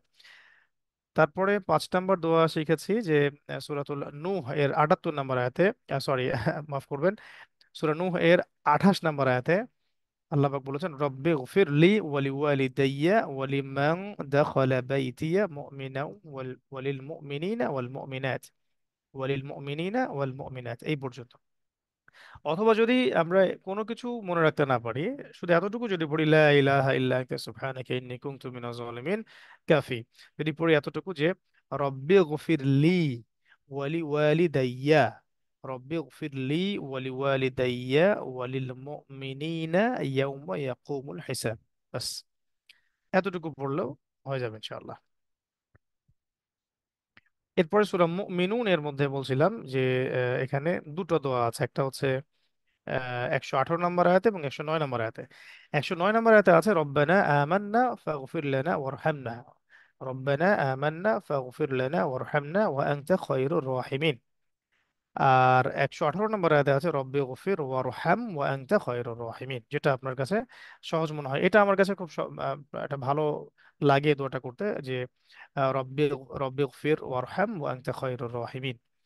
তো কথার মাঝখানে একটা মেসেজ দিয়ে রাখছি আপনাদেরকে যে ইনশাআল্লাহ আমাদের তহাজিন নুরাইন অনলাইন মাদ্রাসার ব্যবস্থাপনায় খুব শীঘ্রই বেশ কিছু কোর্স লঞ্চ হতে যাচ্ছে, এটা তো আপনারা জানেনই। আপনারা আমাদের অফিসিয়াল পেজ আবু তোহা মোহাম্মদ আদনানি পাবেন। তবে একটা বিষয় আগে থেকে বলে রাখছি যে আমরা একটা শর্ট কোর্স ফর্ম করছি, 1 মাসের কোর্স, শুধুমাত্র দোয়া এর উপরে, যে যে দৈনন্দিন চলতে ফিরতে, নামাজের বাহিরে, নামাজের ভিতরে, সকালে সন্ধ্যায়, এই যে পুরো দিন রাতে আমরা যে দোয়াগুলো পড়ি, এগুলো সবগুলো দোয়ার একটা সংকলন, একটা চার্ট, এবং চার্ট ধরে ধরে দোয়া ধরে ধরে ধরে অর্থগুলো বুঝে বুঝে একটা কোর্স আমরা চালু করবো ইনশাআল্লাহ, আর দোয়া হুয়াল ইবাদাহ এই নামে ইনশাআল্লাহ। আচ্ছা, তারপরে আসুন আমরা আরো একটা দোয়া শিখে নেই, যেটা যেটা সূরা আল ইমরানের মধ্যে আছে। সূরা আল ইমরানের 193 এবং 194 নম্বর আয়াতে আছে যে রব্বানা গফির লানা যুনুবানা, রব্বানা গফির লানা যুনুবানা ওয়া কাফির আন্না সাইয়্যাতিনা ওয়া তাওয়াফানা মাআল আবরার। তারপরে রব্বানা ওয়া আতিনা মা ওয়া'আদতানা আলা রুসুলিকা ওয়া লা তুখজিনা ইয়াওমাল কিয়ামা ইন্নাকা লা তুখলিফুল মিআদ। এটা পড়তে পারেন। আর খুবই খুবই গুরুত্বপূর্ণ একটা দোয়া আছে সূরা বাকারা এর শেষের আয়াতে, একদম শেষের যে আয়াতটা, 286 নম্বর আয়াতে, ওইখানে আপনি পাবেন যে রব্বানা লা তুআখিযনা ইন নাসিনা আও আখতানা, রব্বানা ওয়া লা তাহমিল আলাইনা ইসরান কামা হামালতাহু আলা আল্লাযিনা মিন ক্বাবলিনা, ربنا ولا تحملنا ما لا طاقة لنا به ওয়াফু আন্না ওয়াগফির লানা ওয়ারহামনা আনতা মাওলানা ফানসুরনা আলাল কওমিল কাফিরিন। আচ্ছা, আরেকটা আছে সূরা আল ইমরানের 16 নম্বর আয়াত, এগুলো নোট করে নেন, পরে আপনারা দেখে দেখে মুখস্থ করতে পারবেন। যে রব্বানা ইন্নানা আমান্না ফাগফির লানা যুনুবানা ওয়া কিনা আযাবান নার। এছাড়া আছে সূরা আল ইমরানের 147 নম্বর আয়াতে রব্বানা ইগফির লানা যুনুবানা ওয়া ইসরাফানা ফি আমরিনা ওয়া সাব্বিত আকদামানা ওয়ানসুরনা আলাল কওমিল কাফিরিন।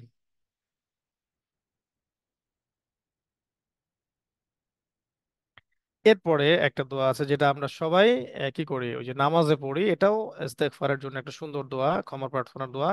খুবই সহজ, আল্লাহুম্মা ইন্নী যালামতু নাফসি যুলমান কাসীরান ফাগফিরলি মাগফিরাতান মিন ইনদিকা ওয়ারহামনি ইন্নাকা আনতাল গফুরুর রহিম। এটাও সবসময় পড়া যায়। আসলে আমরা মনে করি যে এটা শুধু মনে হয় নামাজের শেষ বৈঠকেই পড়া যায়, অন্য সময় পড়া যায় না।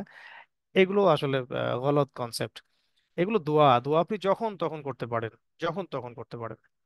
হ্যাঁ, কেউ যদি ঘুম থেকে উঠে হাত তুলে দোয়াটা করে কোনো সমস্যা নাই, কোনো এটা বেদাত হয়ে যাবে না। যেমন ঘুম থেকে উঠে বলতে হয় লা ইলাহা ইল্লাল্লাহ ওয়াহদাহু লা শারীকা লাহু লাহুল মুলকু ওয়া লাহুল হামদু ওয়া হুয়া আলা কুল্লি শাইইন কাদির, সুবহানাল্লাহ ওয়ালহামদুলিল্লাহ ওয়া লা ইলাহা ইল্লাল্লাহ ওয়াল্লাহু আকবার ওয়া লা হাওলা ওয়া লা কুওয়াতা ইল্লা বিল্লাহিল আলিয়্যিল আযীম আল্লাহুম্মা ইগফিরলি। এই যে আল্লাহুম্মা ইগফিরলি পড়ে আপনি ইচ্ছা মতো দোয়া করতে পারেন, যে কোনো দোয়া করতে পারেন। কেউ যদি বলে আল্লাহুম্মা ইগফিরলি ওয়ারহামনি ওয়াহদিনি ওয়াআফিনি ওয়ারযুকনি, কোনো সমস্যা নেই। এগুলো আহ, হচ্ছে একটা প্রশস্ত ক্ষেত্র আছে শরিয়াতের, যেখানে আপনি আপনার ইচ্ছা মতো দোয়াগুলো করতে পারেন ইনশাআল্লাহ তাআলা। এইটা।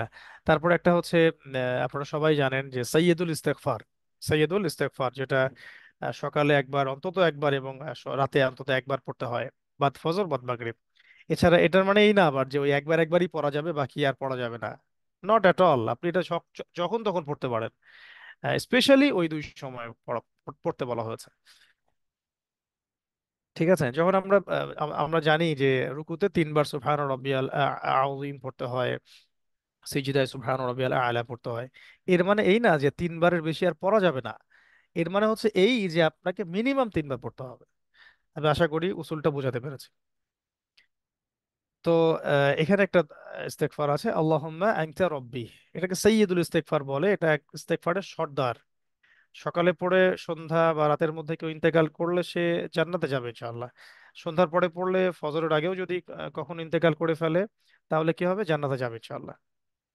এটা এটা আমাদের কখনোই ছাড়া উচিত না, প্রত্যেক দিন সকালে এবং সন্ধ্যায় এগুলো আমাদের পড়তে হবে। আল্লাহুম্মা আনতা রব্বি লা ইলাহা ইল্লা আনতা খালাকতানি আনা আবদুক ওয়া আনা আলা আহদিক ওয়া ওয়া'দিকা মাস্তাতা'ত আউযু বিকা মিন শাররি মা সানা'ত أبوء لك بنعمتك علي وأبوء بذنبي فاغفر لي فإنه لا يغفر الذنوب إلا أنت। এটা পড়া যায়। আর যদি এটাও না পারি, অন্তত পক্ষে এতটুকু যে আস্তাগফিরুল্লাহ আল্লাযী লা ইলাহা ইল্লা হুয়াল হাইয়ুল কাইয়্যুম ওয়া আতুবু ইলাইহি, আস্তাগফিরুল্লাহ আল্লাযী লা ইলাহা ইল্লা হুয়াল হাইয়ুল কাইয়্যুম ওয়া আতুবু ইলাইহি। আর ধরেন কোনো ব্যক্তি এটাও পারে না, সে কি করবে? সে শুধু এতটুকু বলবে আস্তাগফিরুল্লাহ ওয়া আতুবু ইলাইহি, আস্তাগফিরুল্লাহ ওয়া আতুবু ইলাইহি, আস্তাগফিরুল্লাহ ওয়া আতুবু ইলাইহি। এইভাবে সে দিনে কমপক্ষে 100 বার পড়বে। তো এইভাবে আমরা ইস্তেগফার গুলো করব। আচ্ছা, আর একটা বিষয় খেয়াল রাখবেন যে যে কোনো দোয়া এবং ইস্তেগফার কবুল হওয়ার যে আদব এবং শর্তগুলো আছে, তার মধ্যে অন্যতম একটা হচ্ছে যে শিরক না করা, বেদাত না করা, এবং হারাম রিজিক ভক্ষণ না করা। এবং যখন আপনি দোয়া করছেন, ইস্তেগফার করছেন, তার আগে এবং পরে, তার আগে এবং পরে আল্লাহ পাকের প্রশংসা করা এবং নবী সাল্লাল্লাহু আলাইহি ওয়াসাল্লামের প্রতি দরুদ এবং সালাত পেশ করা। যেমন এতটুকু যদি আপনি বলেন আলহামদুলিল্লাহি রাব্বিল আলামিন, আল্লাহর প্রশংসা করা হয়ে গেল। আর তারপর যদি বলেন আল্লাহুম্মা সাল্লি আলা মুহাম্মদ, আল্লাহুম্মা সাল্লি আলা মুহাম্মদ ওয়া সাল্লিম, তাহলে আল্লাহ নবী সাল্লাল্লাহু আলাইহি ওয়াসাল্লামের প্রতি দরুদ পড়া হয়ে গেল। আর যদি আপনি চান পুরো সূরা ফাতিহা পড়তে পারেন এবং পুরো দরুদ ইব্রাহিমও পড়তে পারেন। এরপরে দোয়া দোয়া এবং ইস্তেগফার শুরু করা, এবং শেষে গিয়েও আবার একইভাবে আল্লাহ পাকের প্রশংসা এবং নবী সাল্লাল্লাহু আলাইহি ওয়াসাল্লাম তার পরিবার বর্গের উপরে, সাহাবীদের উপরে দরুদ দিয়ে শেষ করা। যেমন এভাবে বলা যে আল্লাহুম্মা সাল্লি আলা মুহাম্মদ ওয়া আলা আলিহি ওয়া আসহাবিহি আজমাইন। ব্যাস। আর এটা মনে রাখবেন যে দরুদ অন্তত পক্ষে সকালে 10 বার এবং সন্ধ্যায় 10 বার পড়া উচিত। এতে করে নবী সাল্লাল্লাহু আলাইহি ওয়াসাল্লামের সুপারিশ নসিব হবে ইনশাআল্লাহ তাআলা। তাহলে আমরা মোটামুটি 5টা 6টা পয়েন্ট তো শিখলাম, আর আর কয়েকটা পয়েন্ট আমি আলোচনা করে শেষ করব। যে এখানে পেলাম, আমরা কি পেলাম, একটা পুরো জাতির ইতিহাস। তাহলে আমরা, সরি, প্রথম থেকে আসি। আমরা এখানে পেলাম যে আল্লাহ রাব্বুল আলামিন এই মাসটাকে কিভাবে খাস ভাবে সম্মানিত করেছেন। তারপরে পেলাম যে এই মাসে নবী সাল্লাল্লাহু আলাইহি ওয়াসাল্লাম নিজে কি আমল করতেন, তিনি কোন আমলগুলো করতে বেশি তাগাদা দিয়েছেন। আমরা পেলাম যে তার শুরুতে আলহামদুলিল্লাহর ফজিলত নিয়ে কিছু কথা হয়েছিল। তারপরে পেয়েছি আমরা যে এই মাসে কেন রোজা রাখতে হবে, কি ফজিলত, আর কতগুলো আমরা রাখার চেষ্টা করতে পারি, এবং অন্তত পক্ষে কয়টা রাখার চেষ্টা করতে পারি। আর যদি সেটাও না পারি, আশুরার দিনের রোজাটা যেন রাখতে পারি। আশুরার রোজার আলাদাভাবে কি ফজিলত সেটা আমরা জানলাম, এবং এর মধ্য দিয়ে যে আমাদের সমস্ত সগীরা গুনাহগুলো মাফ হয়ে যাবে এটাও জানলাম। আর কবিরা গুনার জন্য আমরা শর্তগুলো, ক্ষমা, ইস্তেগফার এবং হক হক পরিশোধ করার শর্তগুলো জেনেছি। এছাড়া জানলাম যে এই মাসে বেশি বেশি তওবা করতে হবে, কারণ এই মাসে আল্লাহ পাক আশুরার দিনে একটা বড় সম্প্রদায়ের তওবা একসাথে জাতিগতভাবে কবুল করেছিলেন। আমরা এটা জেনেছি যে এটা আল্লাহ পাক ভবিষ্যতেও করবেন, তাই আমাদের সবার উচিত জাতিগতভাবে, ব্যক্তিগতভাবে থেকে শুরু করে জাতীয় পর্যায় পর্যন্ত তওবা ইস্তেগফার করতে থাকা, গুনাহমুক্ত জীবনযাপন করার চেষ্টা করা। এছাড়া আমরা জেনেছি যে তওবা যে আমরা করব সেটা কোন পদ্ধতিতে করব, এবং কোন কোন তওবাগুলো আল্লাহ পাকের কাছে বেশি গ্রহণীয়, সেগুলো কয়েকটা জেনেছি কোরআন হাদিস থেকে। আর রোজা কিভাবে রাখতে হবে আমরা সেটাও আলোচনা করলাম, যে রোজা রেখে আমরা কোন কাজগুলো বেশি বেশি করব আর কোন কাজগুলো মোটেই করব না। এখন যে বিষয়টা জানবো সেটা হচ্ছে যে, যেহেতু এই মাসটা আমাদের গুনাহ মাফের একটা সুবর্ণ সুযোগ, এবং আহ, তওবা কবুল হয়, তাই আহ, আরো কিছু বিষয় আছে যে বিষয়গুলো করলে পরে আমাদের গুনাহগুলো অটোমেটিকলি মাফ হবে। যেমন তওবার জন্য খাস করে, মানে গুনাহ মাফের জন্য যে খাস করে তওবা করা যেমন একটা শর্ত, তেমনি যে আমলগুলো করলে পরে, যে আমলগুলো করলে পরে গুনাহ অটোমেটিক্যালি মাফ হয়ে যায়, সেই আমলগুলোতেও আমাদের এই মাসে জোর দিতে হবে। আমি আশা করি বোঝাতে পেরেছি।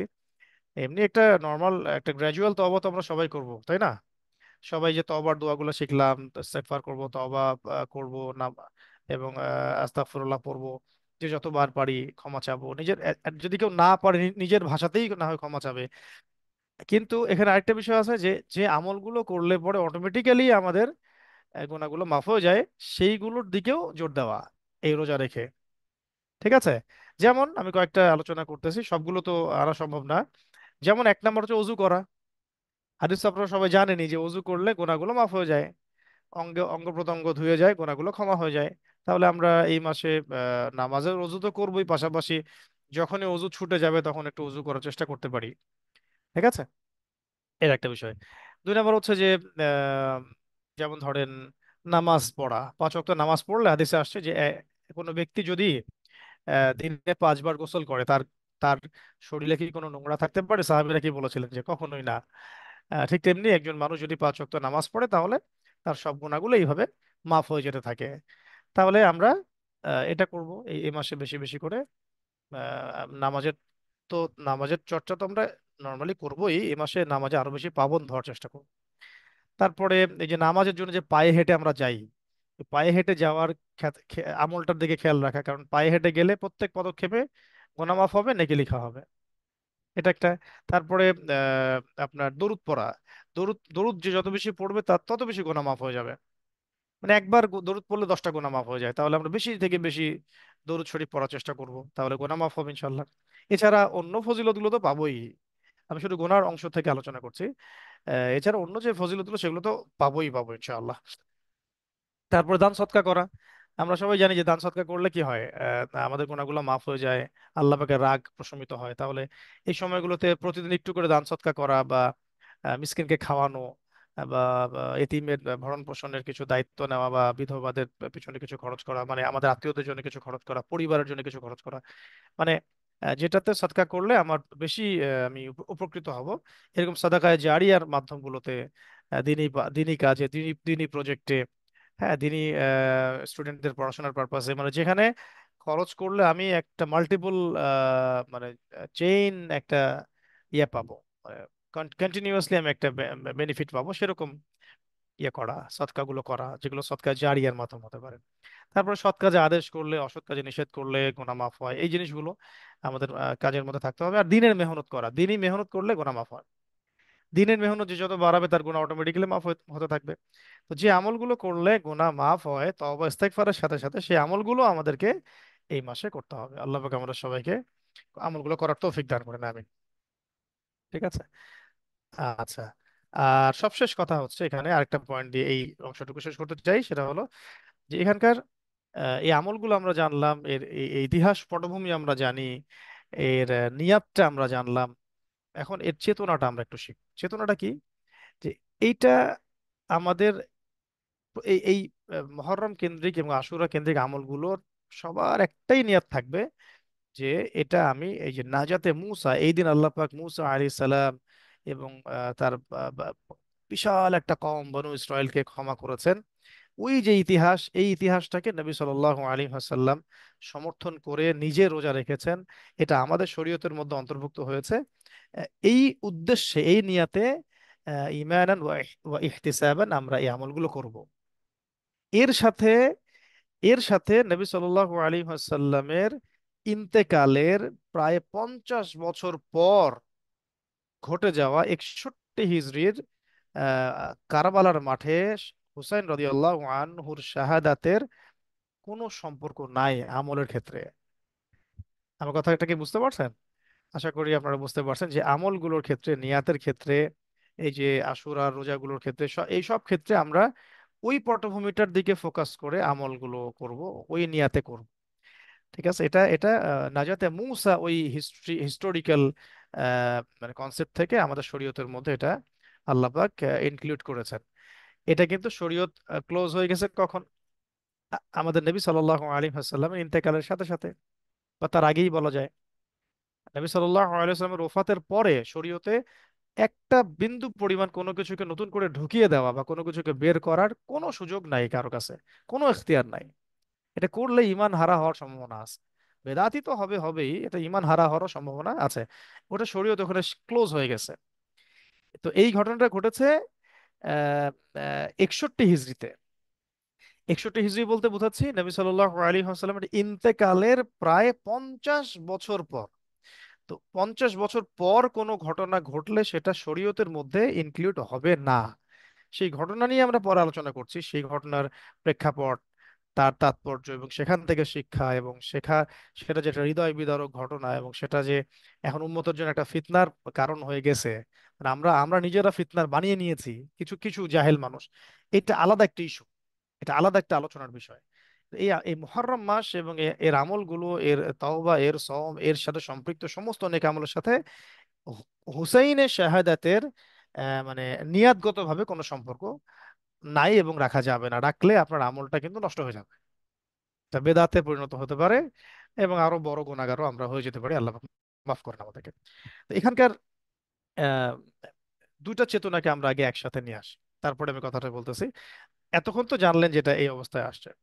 তারপরে দেখুন, এই ঘটনাটা আহ, হয়েছে 61 হিজড়িতে।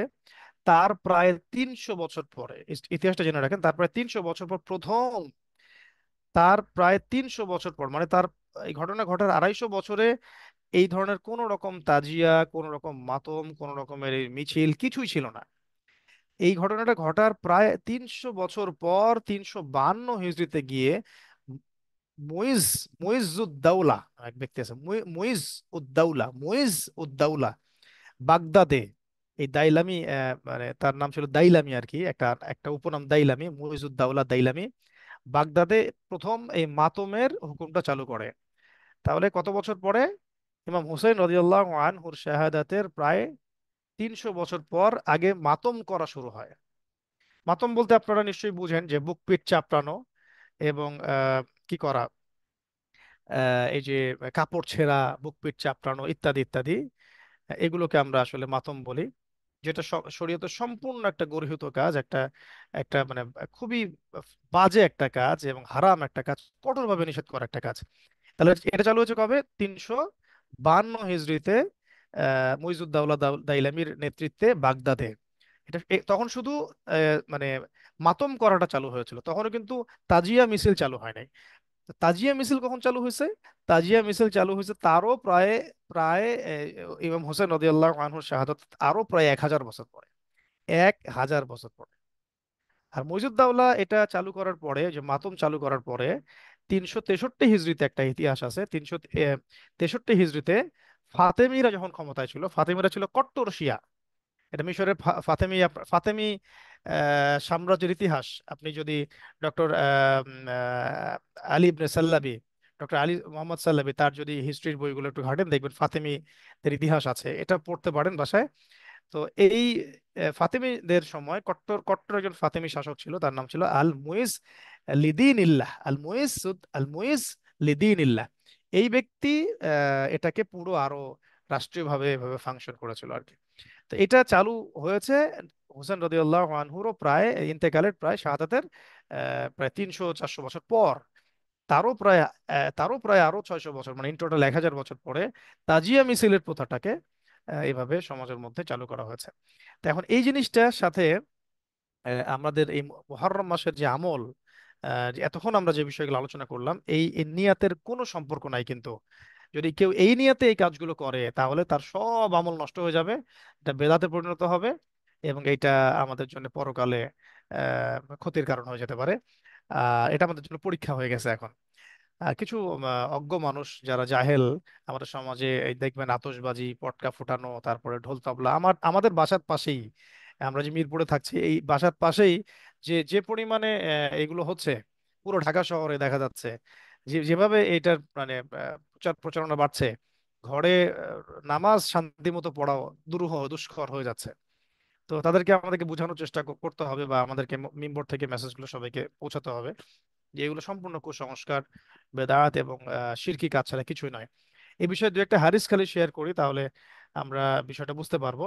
আল্লাহ রাব্বুল আলামিন সূরা বাকারার মধ্যে একটা আয়াতে বলেছেন যে, বলে নাবলুওয়ান্নাকুম বিশাইইম মিনাল খাউফি ওয়াল জু'i ওয়া নাকসিম মিনাল আমওয়ালি ওয়াল আনফুসি ওয়াস সামারাত। আপনারা সবাই একটা জানেন কিন্তু, ওয়াবাশশিরিস সাবিরিন, বাকারার 154 থেকে 57। আল্লাহ পাক বলেছেন যে আমি পরীক্ষা করব তোমাদেরকে জানের ক্ষতি, মালের ক্ষতি দিয়ে। হ্যাঁ, আছে না একটা শস্য ফসলের ক্ষতি দিয়ে, ভয় দিয়ে, ইত্যাদি।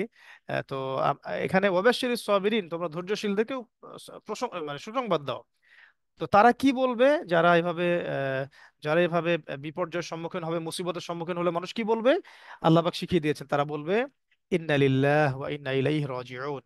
ইন্না লিল্লাহ ওয়া ইন্না ইলাইহি রাজিউন।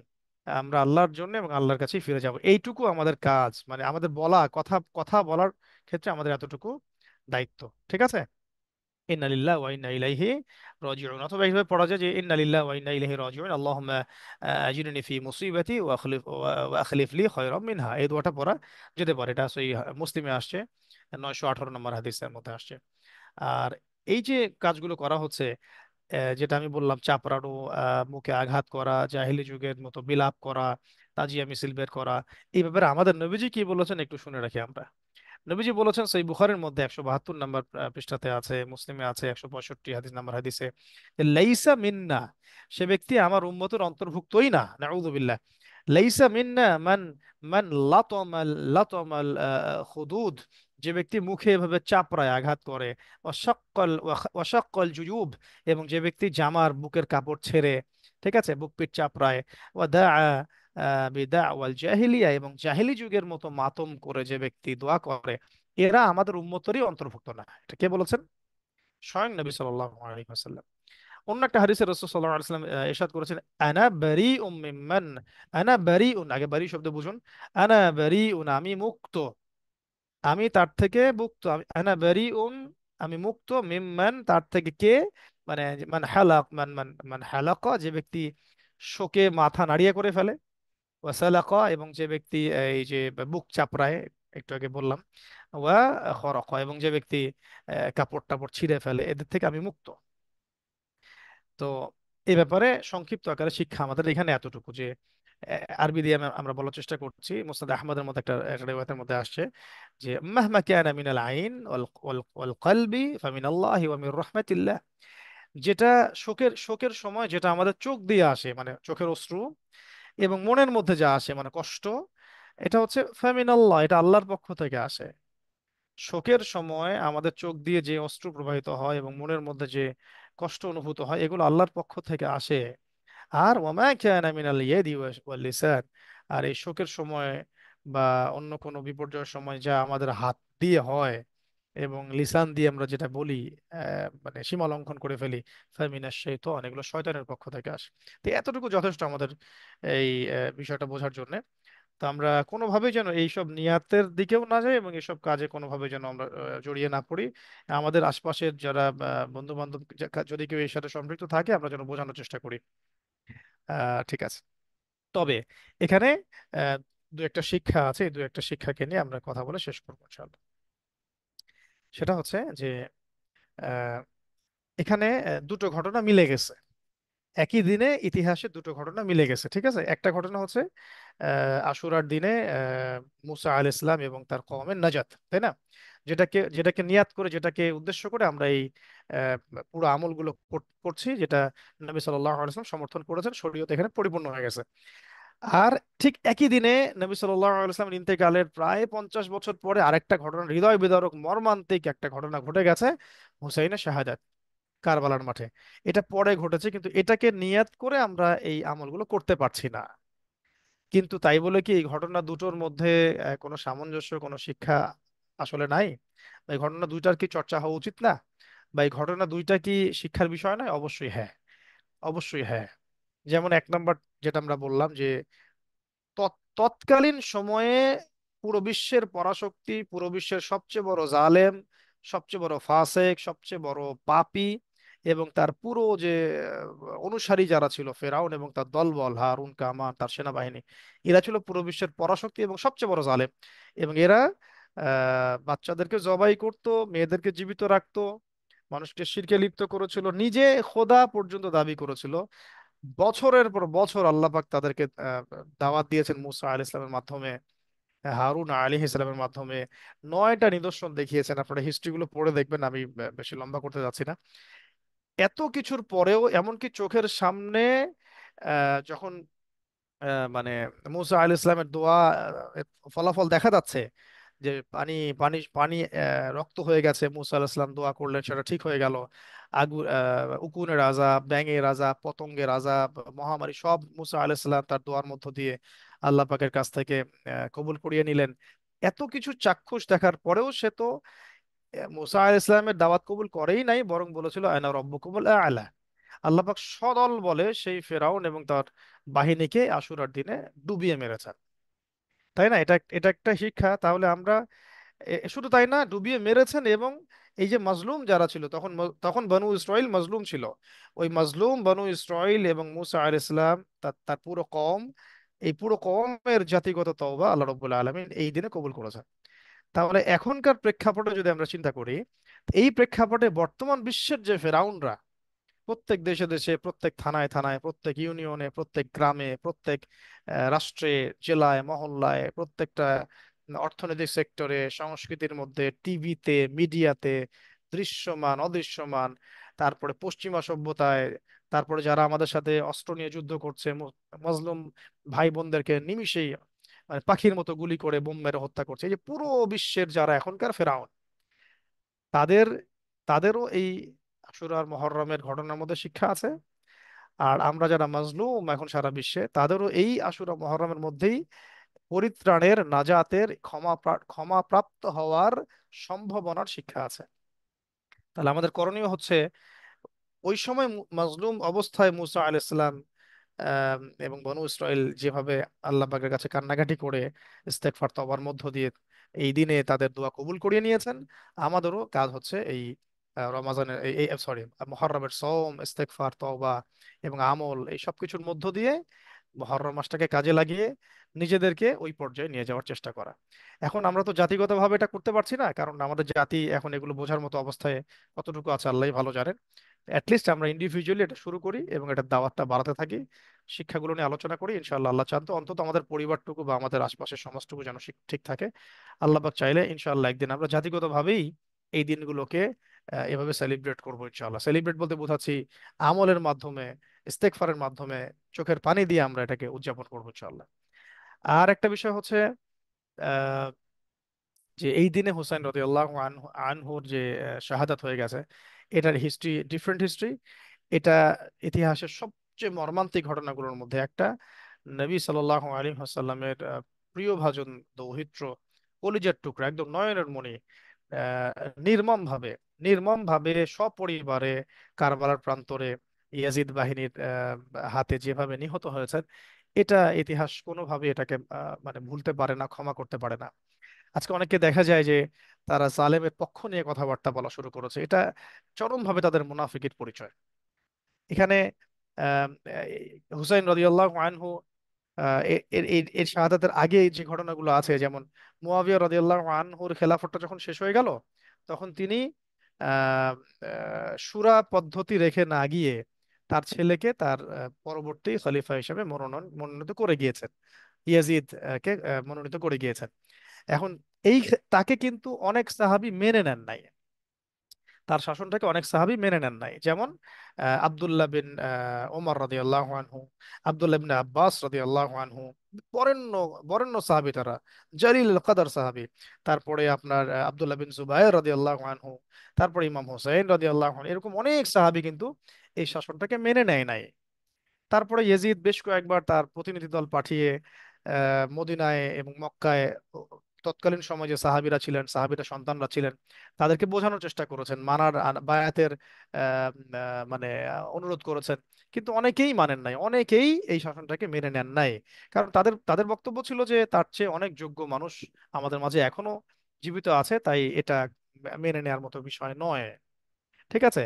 আর ইয়েজিদের শাসনটা ছিল সিরিয়াতে, ওই সিরিয়ার ওই কন্টিনেন্টের মধ্যে, কারণ তখন ওইখানে মানে ক্যাপিটালটা ওইখানে ছিল। আর মক্কা মদিনা থেকে ক্যাপিটালটা ওইখানে সরিয়ে নেওয়া হয়েছিল উমাইয়াদের শাসন আমলে।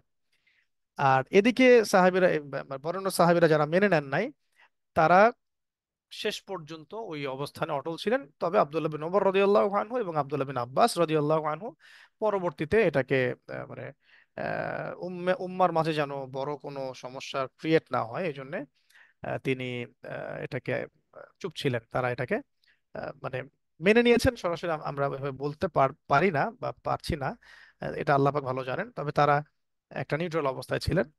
মানে এজিদের এগেনস্টে তারা কোনো বিদ্রোহ করেন নাই। ঠিক আছে। কিন্তু কিন্তু আব্দুল্লাহ বিন জুবাইর রাদিয়াল্লাহু আনহু এই শাসনটাকে মানেন নাই। আব্দুল্লাহ বিন জুবাইর রাদিয়াল্লাহু আনহু মক্কায় তার অনুসারীদেরকে নিয়ে তিনি মক্কায় বায়াত নিয়ে তার মত তার তার এই কন্টিনেন্টের মধ্যে শাসন কার্য পরিচালনা করা শুরু করেন। এবং এখানে আরেকটা শাসন ব্যবস্থা গড়ে ওঠে। ইয়াজিদেরটা ছিল ওইদিকে সিরিয়ার দিকে, আর এটা ছিল এই মক্কা মদিনা কেন্দ্রিক। তো এদিকে বারংবার বোঝানোর পরে যখন ইয়াজিদ সাহাবীদের সবাইকে বোঝাতে ব্যর্থ হয়েছেন, বা একটা বড় অংশকে, তখন এখানে এখানে ইয়াজিদ বাহিনীর নেতৃত্বে সামরিকভাবে আক্রমণ করা হয়েছিল মক্কায়ও, বোথ মক্কাতে এবং মদিনাতেও। আমরা কি মদিনায় গেলে এটা এখন চিন্তা করতে পারি যে মদিনাতেও এরকম আক্রমণ হয়েছিল? তাও আবার এত বছর আগে। মানে মুআবিয়া রাদিয়াল্লাহু আনহুর শাসন তো শেষ হয়েছে, ধরেন যে কত হিজরি হবে এটা, এটা হবে সর্বোচ্চ আই গেস এখানে 11 হিজরি। তারপর এখানে ধরেন 11 থেকে 40, 40, 60, 60 হিজরি। 60, হ্যাঁ 60 হিজরির কথা বলছি। তো 59, 60 হবে। এখন মদিনায়, মদিনার মানুষ যারা ছিলেন তারা আহ, এই এই এজিদ কর্তৃক প্রেরিত ওই বাহিনীর যে জুলুম, এটাকে প্রতিহত করার জন্য 3 দিন লড়াই করেছেন। এবং এই 3 দিনে একটা যুদ্ধ হয়েছে মদিনায়, এবং সেটার নাম আমরা জানি হাররার যুদ্ধ। হাররার যুদ্ধ। তো দেখেন এখানে মদিনাবাসী কি তাহলে আহ, সন্ত্রাসী হয়ে গেছিল? এখনকার এখনকার মানে যারা আসলে সো কল্ড বিশুদ্ধবাদী, যারা মানে সৎ কাজের আদেশ করতে প্রস্তুত কিন্তু অসৎ কাজে নিষেধ করতে ভয় পায়, বা এই বিষয়ে কথা বললেও মানুষকে বিভিন্ন লকব দিয়ে বিতর্কিত করার চেষ্টা করে, তাদের প্রতি আমাদের এই বার্তাগুলো আর কি। তাহলে কি ওই মদিনার মানুষরা তখন সন্ত্রাসী হয়ে গিয়েছিল? মোটেই না। তারা কি মানে শাসন ক্ষমতাটা মেনে নিয়ে শাসকদেরকে অমুসলিম মনে করে কাফের কাফের তাকফির করে কাফের ফতোয়া দিয়ে কি অস্ত্র হাতে নিয়েছিল? উত্তর না। তারা জুলুমের এগেনস্টে মাজলুম হিসেবে প্রতিবাদ করেছে। এবং 3 দিন লড়াই করার পরে তারা পেরে ওঠে নাই। মদিনার মধ্যে ব্যাপক ধ্বংসযজ্ঞ চালানো হয়েছে প্রায় 3 দিন, 3 রাত। এটাকে হাররার যুদ্ধ বলা হয়। ঠিক সেম অবস্থা হয়েছিল মক্কাতেও। মক্কাতেও এভাবে হামলা চালানো হয়েছে, আব্দুল্লাহ বিন জুবাইর রাদিয়াল্লাহু আনহু সহ তার অনুসারী অনেক সাহাবী এবং সাহাবীদের ছেলেদেরকে হত্যা করা হয়েছে। শুধু তাই নয়, স্বয়ং আব্দুল্লাহ বিন জুবাইর রাদিয়াল্লাহু আনহুকেও প্রকাশ্য দিবালোকে নির্মম ভাবে শহীদ করা হয়েছে। তাহলে এখন কি আমরা বলবো যে আব্দুল্লাহ বিন জুবাইর রাদিয়াল্লাহু আনহু এবং তার সাহাবীরা যারা ছিলেন তারা সন্ত্রাসী ছিলেন, তারা রাষ্ট্রদ্রোহী আচরণ করেছেন, তারা শাসকের বিরুদ্ধাচরণ করেছেন, তারা শাসকের বিরুদ্ধে চলে গিয়ে খারেজি হয়ে গেছেন, নাউজুবিল্লাহ? তো এই যে বিষয়গুলো আমাদের সমাজে এক শ্রেণীর আহ, তথাকথিত দরবারি মাতখালিইজমে যারা বিশ্বাসী তারা ছড়িয়েছে, এটা এটা থেকে আমাদের সতর্ক থাকতে হবে। অন্যায়ের প্রতিবাদ করে ইসলামের একটা অংশ। প্রতিবাদের ভাষা হবে সাহাবীদের এবং রাসূল সাল্লাল্লাহু আলাইহি ওয়াসাল্লাম সাহাবীদের ভাষায়। বাড়াবাড়ি যেন না হয়, সেই সক্ষমতা আছে কিনা সেটা আমরা দেখবো, ঠিক আছে। কিন্তু এই ভাষাটাকে চিততলে গলা টিপে হত্যা করা যাবে না। যারা এটাকে গলা টিপে হত্যা করতে চায় তারা ইমাম হুসাইন রাদিয়াল্লাহু আনহু শাহাদাতের ব্যথায় তারা কখনো ব্যথিত হতে পারবে না। ঠিক এই ঘটনার পরের বছর কারবালার ঘটনা ঘটেছে। ইমাম হুসাইন রাদিয়াল্লাহু আনহু সেখান থেকে চলে যাচ্ছিলেন কুফায়, ইরাকের কুফায়। সেখানে প্রতিশ্রুতি দেওয়া হয়েছিল যে তার হাতে মানুষ বায়াত করবে এবং তিনি সেখানে গিয়ে তার মতো করে সেখানে থাকা শুরু করবেন। কিন্তু পথিমধ্যে যে আপনারা জানেন যে কারবালার মাঠে তাকে আক্রমণ করা হয় এবং সপরিবারে হত্যা করা হয়। তিনি অপশন চেয়েছিলেন, ঠিক আছে আমাকে মদিনায় ফেরত যাওয়ার পারমিশন দাও, অথবা আমাকে সীমান্তে চলে যাওয়ার অনুমতি দাও, আমি কাফেরদের সাথে কোথাও যুদ্ধ করব, সেখানে শহীদ হব, অথবা আমাকে ইয়েজিদের সাথে সরাসরি কথা বলতে দাও। কিন্তু যারা তাকে হত্যা করতে এসেছিল তারা কেউই তার কোনো কথাই রাখে নাই, বরং নির্মম ভাবে সপরিবারে তাকে হত্যা করা হয়েছে। এবং এই ঘটনাটা ঘটে গেছে ঠিক এই 10ই মুহররম আশুরার দিনে। তো এই কারণে আমাদের সমাজের মধ্যে একটা মিসকনসেপশন ছড়িয়ে গেছে, হয়তো তারা অনেকেই মনে করেন যে এই ঘটনাটার কে কেন্দ্র করেই হয়তো আমরা এই আমলগুলো করি। আসলে ব্যাপারটা এরকম নয়, এই দিনে ঘটনাটা ঘটে গেছে। তো এই ঘটনার মধ্যে শিক্ষা দেখুন, হোসেন রাদিয়াল্লাহু আনহু জীবন দিয়েছেন কিন্তু জালেম শাসকের সামনে মাথা নত করেন নাই। শেষ পর্যন্ত বাধ্য হয়ে লড়াই করেছেন, কিন্তু তিনি সপরিবারে নিহত হয়েছেন, তারপরেও তিনি আদর্শের আদর্শের ব্যাপারে চুল পরিমাণ ছাড় দেন নাই। তো এই বিষয়গুলো থেকে আমাদের অনেক শিক্ষা আছে। আল্লাহ রাব্বুল আলামিন আমাদের সবাইকে আশুরার মুহররমের প্রত্যেকটা ঘটনা থেকে শিক্ষা নেওয়ার তৌফিক দান করেন এবং আমাদেরকে এই মাসে নবী সাল্লাল্লাহু আলাইহি সাল্লাম যে আমলগুলো করতে বলেছেন এবং সাহাবা একরাম যেভাবে করেছেন, এই তরিকা মোতাবেক সুন্নাহ মেনে সুন্নাহ ভিত্তিক ভাবে সুন্নাহকে সর্বোচ্চ অগ্রাধিকার দিয়ে আমাদেরকে আমলগুলো আঞ্জাম দেওয়ার তৌফিক আল্লাহ পাক দান করেন, আমিন। তো আজকের মতো আমরা শেষ করতে চাচ্ছি। আল্লাহ রাব্বুল আলামিন আমাদের সবাইকে আজকের সেমিনারে যে আলোচনা হলো এগুলোর উপর আমল করার তৌফিক দান করুন, আমিন। শেষ করার আগে কয়েকটা প্রশ্ন আছে, আমি জাস্ট কয়েকটা প্রশ্ন উত্তর দিয়ে শেষ করছি। খুব শর্ট করে দিচ্ছি যে অনেকে বলেন, এক নাম্বার প্রশ্ন হচ্ছে, অনেকে বলেন যে আশুরার দিন অনেকগুলো ঘটনা ঘটেছে, আম, যুগে যুগে অনেক ঘটনা ঘটেছে, এটা আহ, তানবিহুল গাফিলিন মাকসুদুল মুমিনিন কিতাবগুলোতে আছে, এগুলো কি সবগুলো সঠিক কিনা? উত্তর হচ্ছে মোটেই না। এবং এখানে যে বর্ণনাগুলো আছে এগুলো মন গড়া এবং বাতিল। তো এগুলো নিয়ে আমরা বেশি বাড়াবাড়ি করবো না। তারপর একটা প্রশ্ন আসছে, এই কথা কি ঠিক যে আসুরের দিনে কিয়ামত হবে? এটাও ঠিক না।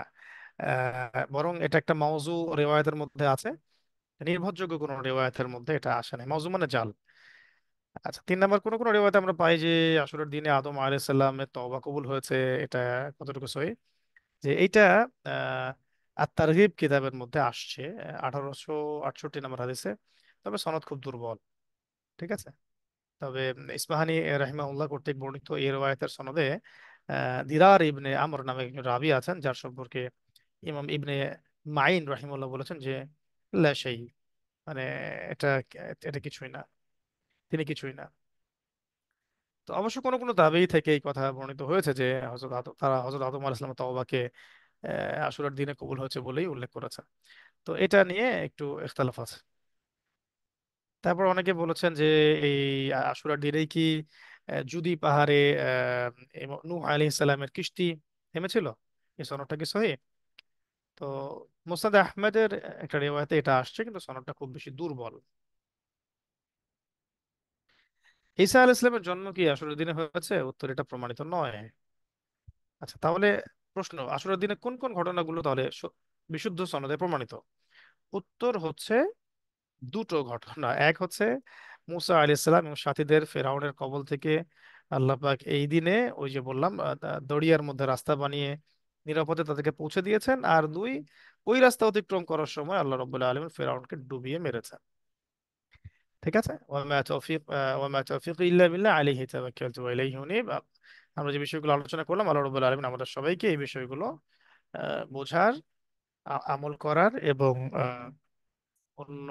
অন্যদের কাছে প্রচার করার তৌফিক দান করেন, এবং সুস্থতার সাথে আল্লাহ রাব্বুল আলামিন আমাদেরকে পুরো মুহররম মাসের সমস্ত আমলগুলোকে আঞ্জাম দেওয়ার তৌফিক লাভে আল্লাহ আমাদেরকে ধন্য করেন। আমিন। তো আজকে আমরা এখানে শেষ করছি। আকুলু কওলি হাযা আস্তাগফিরুল্লাহ লি ওয়া লাকুম ওয়া লিসাইরিল মুসলিমিন। বারাকাল্লাহু লানা ওয়া লাকুম বিল আয়াতিল হাকিম ইন্নাহু তাআলা জাওয়াদুন কারীমুন বাররউফুর রহিম। আসসালামু আলাইকুম ওয়া রাহমাতুল্লাহি ওয়া বারাকাতুহু।